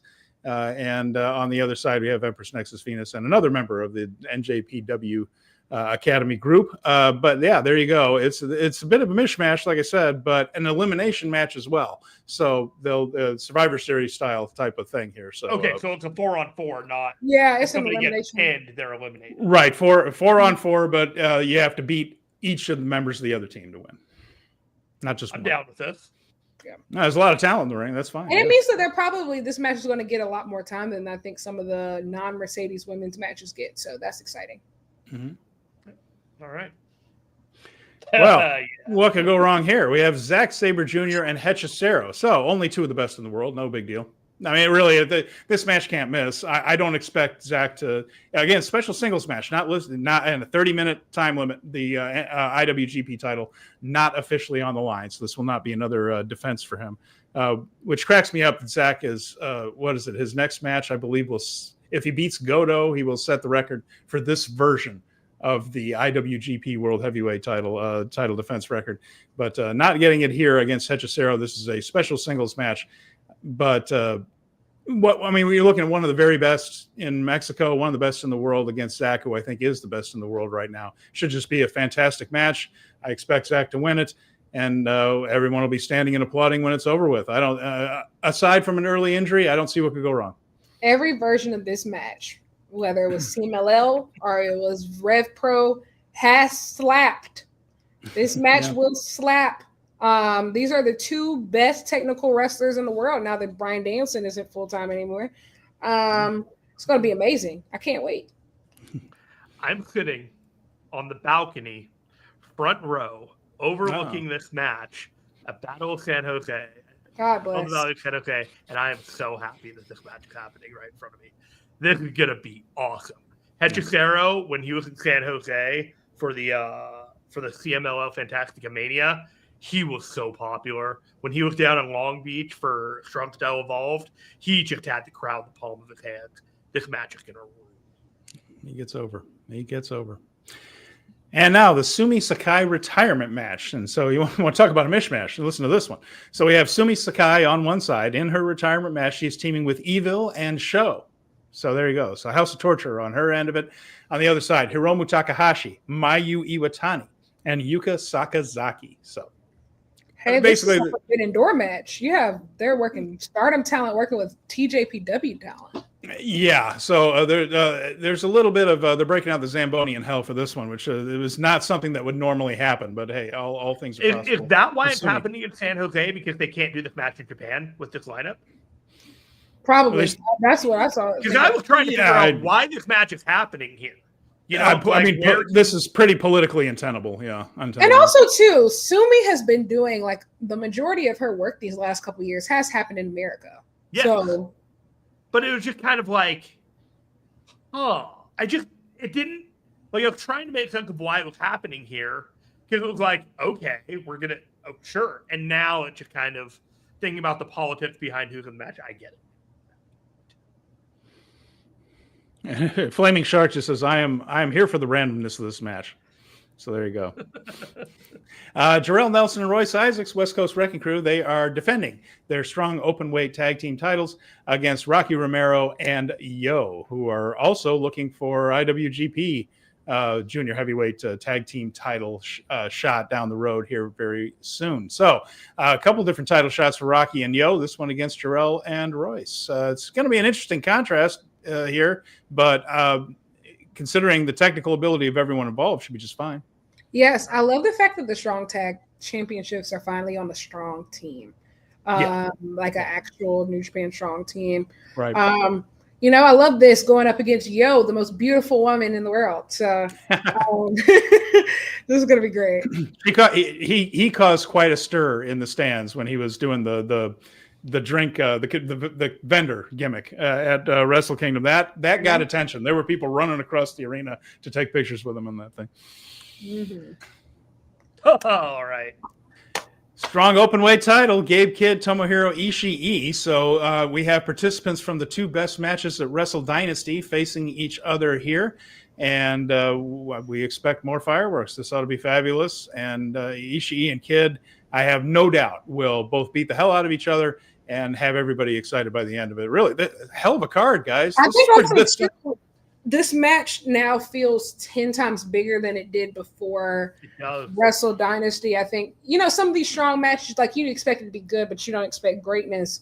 But coming off of like that match that Gabe had, hell, coming off the match that Ishii had with Takeshita. Oh, yeah. I expect great, like legitimate greatness from both of these men. I know I was close, but at the Dome, it's a different setup. I was in the third row both nights, and there is that big area around the rails at the Dome. So you're further back than you would be normally in the third row. This is not a complaint. I'm just trying to illustrate a point. But normally when you're in the third row, rail, first row, second row, third row. This one has rail and then this big gap and then another rail and then first row, second row, third row. During the Takeshita Ishii match, we felt the shots in our chests from back there. Absolutely felt it. It was like a bass, when a bass is really turned up high in a club or at a concert, and you could just feel that hit right there on your collarbone. That's how hard those guys were hitting. You absolutely felt it inside that Dome right there. Both of these guys made us feel in very different ways during that show. So them together is magic. The other thing I'm going to say about Gabe Kidd, the crowds at New Japan are very different than they were just a few years ago. It's kind of a little quieter, a little more reserved. Nobody's jumping out of their seat. Even when they were very happy for something, people weren't jumping up and standing and all that kind of stuff. It's more along the lines of when people just yell the guy's name out. And the number of people at New Year's Dash, when he went through, all of a sudden, Geba, Gabe Kidd got himself over, and I know you don't need me to tell you that, but I can tell you how palpable it was at New Year's Dash. Everybody there knew that something very special had happened, and he was looked at differently coming out for that match at New Year's Dash. There was this aura of a big star just came out of that curtain. Yeah. And he was in a trios match. Yeah. He got like the heroes, like that, not even the hero, like a warrior's welcome. Like he's like returning from war. And the only thing that I can think that's even similar to it, which makes perfect sense, is New Year's Dash after Omega Ospreay, of just like when Ospreay comes out there, you know, still has cuts on his face and all these different things. And like the people just absolutely just like went crazy for him. It's, you know, that's the thing of just being forged by war, like a genuinely war ready. He was forged by war, and the people appreciate him for it. You can't earn, you can't buy that, of just you either got it or you don't. And so, yeah, he's got it. Yeah, and the other, it's just that thing. You died for us last night. Yeah. Yes! We'll keep it moving. We're going to have a whole lot more time left. I will say this: if children watch this match, it will activate puberty in them. Yeah, El Phantasmo and Jeff Cobb for the television title. So this going back off of the four-way match there, where Cobb just said, "Hey, you didn't beat me." So Phantasmo, the feel-good champion, coming off of his surgery, and Jeff Cobb has cancer treatments and all that stuff. And two guys here again. This card up and down, not a bad match on it. This should be terrific. These two know how to work. That's going to be fantastic. Yeah. Yeah, really. Never thought these two would go head-to-head, one-on-one match. Really happy to see it. This is going to be a great one. They were also two guys that I really wanted to see be singles champions, so it's nice to see like them trade that. The opportunity's happening. Yeah. Konosuke Takeshita, he's back in a New Japan ring here for the Never Openweight Championship on the line against Kushida, which is an interesting choice, but I have no doubt that they will put something good together. I have to admit, though, I did not have Kushida versus Takeshita on my bingo card until they announced it. I'm like, oh, whoa, well, and then I thought about it for a couple seconds, and I'll be like, well, it'll at least be fun. No doubts about who's winning, but it'll be fun. I think, yeah, Kushida's had some really great matches in the Best of the Super Junior, so I know he's capable of greatness, and I think like now that Takeshi is a champion in New Japan, and also like we know that he signed, I think we're about to see a whole different level added to his matches. So like it's about to be different. We don't get to see Kushida against heavyweights all that often. Hiromu wrestles heavyweights a lot. Desperado wrestles heavyweights a lot, but a one-on-one match with Kushida against a guy who's 6'3", 225 pounds or something like that is rare to see. So I'm looking forward to it. El Desperado against Taiji Ishimori, IWGP World Junior Heavyweight title. And what can you say? Two of the best juniors in the world right here. Let's do it. Is this the main event? I believe so. Yeah. Yeah. Listed as it for now. Yeah. You know what? Hey, I'm a fan of this. And especially if it allows for more new faces to enter the junior division afterwards, I think obviously Taiji Ishimori is going to lose this one, but these two can't really go wrong. They've always been a really good combination. They've always had really good matches, and so I'm excited. I would probably, if it was up to me, I'd probably switch the order of the two, but I get it. It's an IWGP belt, so. And I'm looking at NJPW 1972 right now in the schedule section, and these have bullet points next to them and not specifically match order. So the Strong Survivor match and the Vandegrift Rosser versus Tito and Haste are listed as zeros, which usually means pre-show matches. But it does not say specifically that this is 100% going to be they left themselves wiggle room to switch that around. Yeah, I would not be shocked if Takeshi ends up main event. Yeah. Lyric, we did not get to the New Beginning preview, but that just means you're going to have to come back again sometime. We're going to have to talk more. I love that card. I love that card, by the way. We're going to have you back. We're going to talk about that card after we let you go. Lyric Wrestling, everybody. You can find her handle there on Twitter and Blue Sky. Lyric, go ahead and plug whatever you want to plug before you make your way out. Yeah, you just follow me. You can follow my YouTube channel is at Lyric Swinton. You can subscribe there. And it's going to be a lot of fun stuff this year. I still don't know what all fun stuff entails, but it always ends up working out anyway. But thank you for having me. This was absolutely a blast. We really enjoyed having you on. This is so much fun. Let's do it again sometime. Yes. Just let me know. Big show previews. You're coming on with us. Of course. Big show reviews. Whatever you want. We thoroughly enjoyed your insight and everything you had to offer today. Thank you so much. Of course. Thanks for having me. All right. We'll see you soon. All right. How cool was that? That was great. She's great. Yeah, absolutely. Great. Great.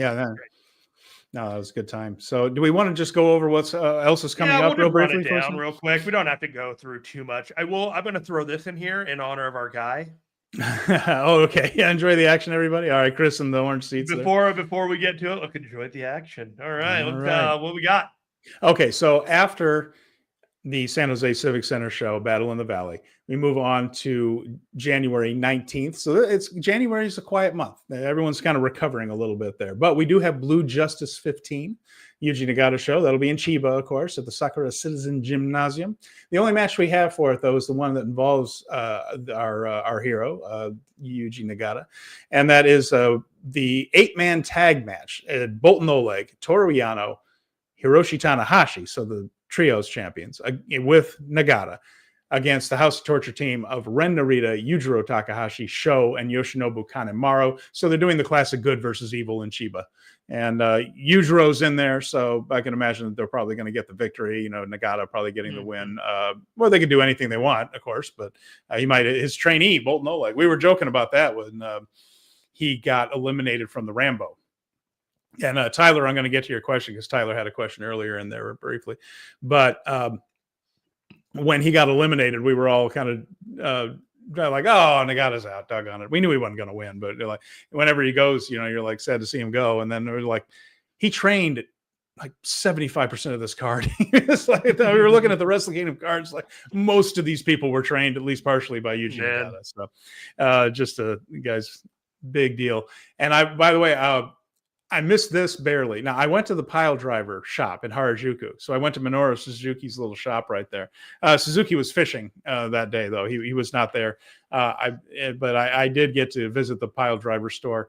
And across the hall from the pile driver store is another pro wrestling store that's like a Blue Justice themed store. So I guess Nagata is into the retail too. So if you're in Harajuku, which is very, very close to Shibuya, a place where you're probably going to go anyway, it's a very short walk. I recommend going down to those two shops. Those guys are frequently there. They weren't there the day that I was there, but you might run into Yuji Nagata or Minoru Suzuki, and that would be a pretty awesome. You never know. All right. So that is Blue Justice. That's the 19th. So one show this week, one show next week. Then the Road to New Beginnings starts. And at Korakuen Hall, January 22nd, the Tanahashi Final Road Connection Series begins. And these are a series of singles matches he's having with the Young Lions. So on the 22nd, it'll be Shoma Kato. On the 23rd, also at Korakuen Hall, he will be in there with Katsuya Murashima. There will also be a special singles match, Yoshihashi against Ryohei Oiwa. That's also on the 23rd at Korakuen. And then Miyagi at the Sendai Sun Hall Plaza. The never openweight six-man tag team titles on the line. That's Oleg with Toru and Hiroshi. So you got the trios champions defending against House of Torture yet again. Sho Yujiro Takahashi and Ren Narita. Pardon me, still jet lagged. And then they're back at Korakuen Hall on February 3rd. A lot of Korakuen Hall. They're staying home for the most part. Road to New Beginning, Tanahashi Final Road. Tanahashi against Daiki Nagai. Daiki Nagai right there. And that is all. And then they go and tour around a little bit. Some of those shows might be on World, but looking at the fact that they're in Ibaraki, Nagano, probably not all of them. New Beginning in Osaka is February 11th. We're going to run that down a little bit before we get there. Jeremy, any thoughts on some of those matches that they have chosen to headline cards leading up to the New Beginning? No, go pretty chalk. I feel like we're kind of easing back into whatever we got going on. This is kind of like with the exception of what we got with those matches on the New Beginning with Goto, Zack Sabre Jr. and those cards, and we got Fantastic Mania. I'm not expecting a whole lot of excitement between now and New Beginning. This is kind of like that cool off period. You're doing some of these matches to maintain excitement, but we just had the biggest shows of the year. Like this is that moment where you're just kind of like you're recollecting yourselves. You're kind of looking at the landscape of New Japan, who's staying, who's going. And so the Blue Justice show, cool. Like all this stuff. The New Beginning. Tanahashi against the Young Lions, sure. Like I'm totally fine just easing into it. It's January. Let's have a good time. Tyler did ask a question earlier, and I'm going to get to both of your comments, Tyler, here in a little while. But he said, we got a super show today, guys. He said, I'm glad you made it back safe, Stephen. Thank you. I'm going to start from the beginning, not trying to derail you and all that, but you don't worry about that. But he said, what's up with Sonata in the Rambo? Well, Sonata did not have a good run as world champion. They took the belt off him. He had kind of a nothing year. And I think that was the right spot for him. I know that they could have done something with Taichi, and they're about to. Because there's the obvious singles match there between Sonata and Taichi. I don't know that had enough steam for an already packed Wrestle Kingdom card. And Wrestle Dynasty isn't about New Japan versus New Japan feuds. So I think it got bumped off of that. And I think it's a nice match for the New Beginning show. It is a story that needs to be told. He turned on Taichi in a pretty vicious way. They need to finally clash. Was it a Wrestle Kingdom match? Probably not. But New Beginning match? Yeah, I think it fits in nicely on what's a pretty strong card. So I think that's just it. No room at the end for him.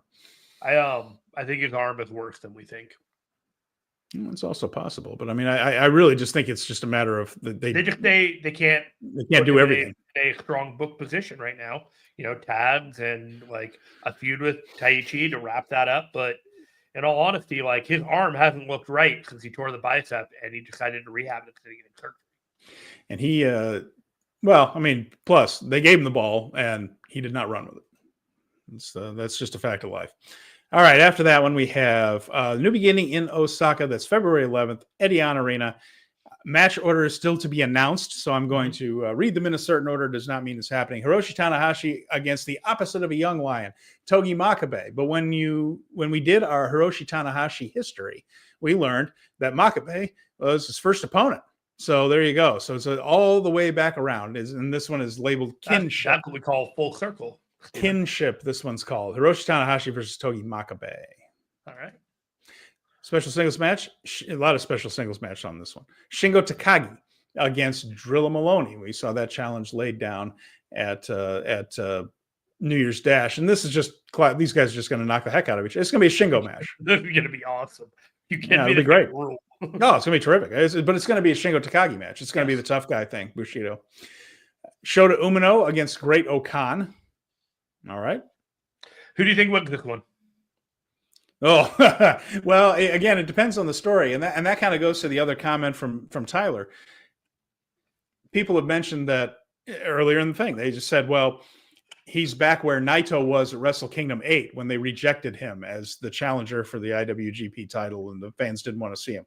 Not convinced that's totally the same thing. But what did they do to get Naito there? He turned heel. So I think that, again, the story for Umino is that inner conflict. So I think we're going to be seeing both good and bad sides of Shota for a little while until that war is finally won by whichever side takes it. But for this one, I don't see them knocking Shota down that much further, but I guess you could if the entire thing is him throwing his hands up and just saying, enough of this, I'm going to have to go dark in order to get to the top of the mountain. So that'll probably tell us which way he's gonna go. Tell us something about which way he's gonna go. Yeah, this one's definitely an interesting one for me. I have my theories. Well, we'll get to those. We got weeks before this one, and then we have Sonata versus Taichi, the aforementioned special singles match that we've been waiting on for that. Junior Heavyweight Tag Team Championship match: Kosei Fujita and Robbie Eagles against Rocky Romero and Yo. So could very well be facing the strong tag team champions. But might not. Either way, this I mean, it'll at least be a good match. I find it absolutely fascinating, the tag opportunities that Rocky Romero currently finds himself in. Just fascinating. Considering this match and then the next match we're going to talk about, being the vice president of a company will get you a lot of opportunities. Supposedly so. Matt and Nick Jackson will be defending the titles against Hiromu Takahashi and Tetsuya Naito for that one. So there you go. Another batch of VPs. Is this a one and done title defense for the Young Bucks in Japan, or do you think that that this could play out a little bit further? Who knows? I mean, Chicago or something. Yeah, I don't know. I mean, they could just do it to switch it. This could just be a delivery system to get it to Naito and Hiromu as part of their story, and just to give Matt and Nick that kind of Tokyo Dome moment again, and then they're ready to hand it off and go back to work in America. It could be exactly what you think it is. It could be, yeah. Sometimes I think we get in the weeds too deep. It could be just that. Global heavyweight title match: Yota Tsuji versus Gabe Kidd. All right. Yes, all day, yes. I don't expect Gabe Kidd to win this, but it's not impossible. I'm only are you all in on Gabe Kidd now? Yeah, I mean, I liked him anyway. One of the reasons I was so frustrated with him when he did some rather dumb things in the ring there and hurt a couple people was just like, don't be that guy, because you could be the top guy. I mean, it was frustration out of his potential right there, and I didn't want it to get a reputation. You get the reputation that you hurt people. It's tough hard to get. Shake. Very hard to shake. Hard to shake. Now, he did everything he could in the last half of the year, and he's on the way back from that. And I'm happy for him. I'm there for him. The man persevered through a lot of things that would have stopped a lot of people. Yeah. And so I am very happy for him to get up to that point. And let me tell you, like I said, I've been in the building for Stone Cold versus Bret Hart, the I Quit match. I was in the. That's the last time I felt like I did after that match with Kenny and the Kid. The parallels are real, and awesome. Life will tell us how parallel it ends up being. We'll find out, but I know that it's been since 1997 that I felt like that after a match. I know that. And then finally, the World Heavyweight Championship match, the sentimental favorite of the year, Hiroki Goto, Zack Sabre Jr. And once again, I have no doubt that Zack and Goto are going to put together something really entertaining and special for the folks in Osaka right there, which what should be, by all indications, pretty good crowd at Edion Arena, Jeremy. I feel pretty good about this one. I felt really strongly that Goto deserved a lot more credit than he got when he had a great 2024 and he was rewarded with the Rambo, and I was more than happy with that. And so the fact that, frankly speaking, he's been put in the title position at the beginning of the show, first beginning of the year, faith rewarded, I am so happy with it. We got a ton of comments that you probably have to filter through before we call it a day. But if you're still watching, you're still listening, you're still with us, hit that like button, subscribe, share. I know Lyric brought a lot of people on. I want to thank anyone who absolutely watching along because of her. Thank you so much. We are members of the Fight Game Media Network. There's also Power Bombshells, the Dynamite Show, the 5-Star Joshi Show. Observe this. We offer a lot of content. The Rap, the Boom. We offer a lot of content. We take pride in what we do here. So if you're watching, thank you so much. Yeah, a couple of those comments there from Flaming Shark. He said, surprised they put him in that spot against each other after the Dome shows. And that, yeah, me too, a little bit, because I thought they would just give him something they could win, and somebody's not going to win coming off of that, which is interesting. I thought they would be in separate matches and they would both win and keep that momentum going. But, see, they have plans, and I'm more confident in their direction than I have been in a while. So I'm going to let this simmer, see what they do with it. But I'm not going to complain about getting that match in the slides. Yeah, absolutely. It'd be terrific. And he says the world title match could go either way. I could see the short Goto run to lose to Finlay. Yeah, good point. This could be a transition guy for Finlay. But obviously, Zack is unstoppable as of late, so we'll see. I feel like Finlay's going to be the champion at some point in 2025. I don't know when, but you're right. This Goto would be that feel good, that feel good pop, and then Finlay comes in and ruins everything like a good Bullet Club leader should do. So those April May shows are when is dangerous for Bullet Club. Yeah. War Hero 99 says Goto turn heel and make chaos his own. Ooh, that'd be a brave move. But we'll see how that one pans out. So, and Samantha, Sam here from Power Bombshell, so she's there for a Goto championship run. Oh, let's go, Toe. I mean, imagine similar to Bryan Danielson with the wife and kids in the ring in Wembley. You could do the whole thing with Goto and his kids. Kids got over there. I will say this: if you're legitimately gonna run with Goto, I would do it a little bit differently than this. You think so? Okay. Yeah. Yeah. Like you have a lot. There's a lot of sentimentality to really like having Goto win it. Like his kids were there for that match with like Finlay. You know what I mean? Like there was real pathos with that, and you connected with the audience.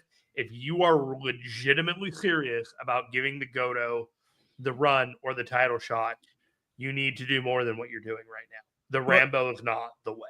Well, you don't have long for this sentimentality thing for him. It doesn't have to be him. It could have been Yoshihashi. It could have been a couple other people, but they decided on Goto. And I'm saying the way that they decided on him, given how much the audience connected with him challenging for the global title with his kids and everything like that, they're going to really need to elevate it if they're going to get people to believe that he has a shot. All right. Well, we'll see how that's going. And Dunstan said he's challenging in the same place Okada beat him for his last main title match. That's an interesting little layer that I'm sure they're going to bring up because they're good about throwing things back on that. So with that said, we've got a lot to talk about. Next week, we will be reviewing the Battle in the Valley show. We'll do a more in-depth preview of New Beginning as it comes along. Jeremy, I went shopping when I was in Japan, and I would like to. I did have time, and I went to Tudo-Okan, and I got some really cool stuff. And I think next week, if we have a little bit of time, since there aren't a ton of shows, maybe I could do a little show and tell next week. What do you think? That I could show some. I got some real historical stuff. I think it's interesting. I went a little crazy. Thing? No, I went. I've got like very old. I know, but you said show and tell.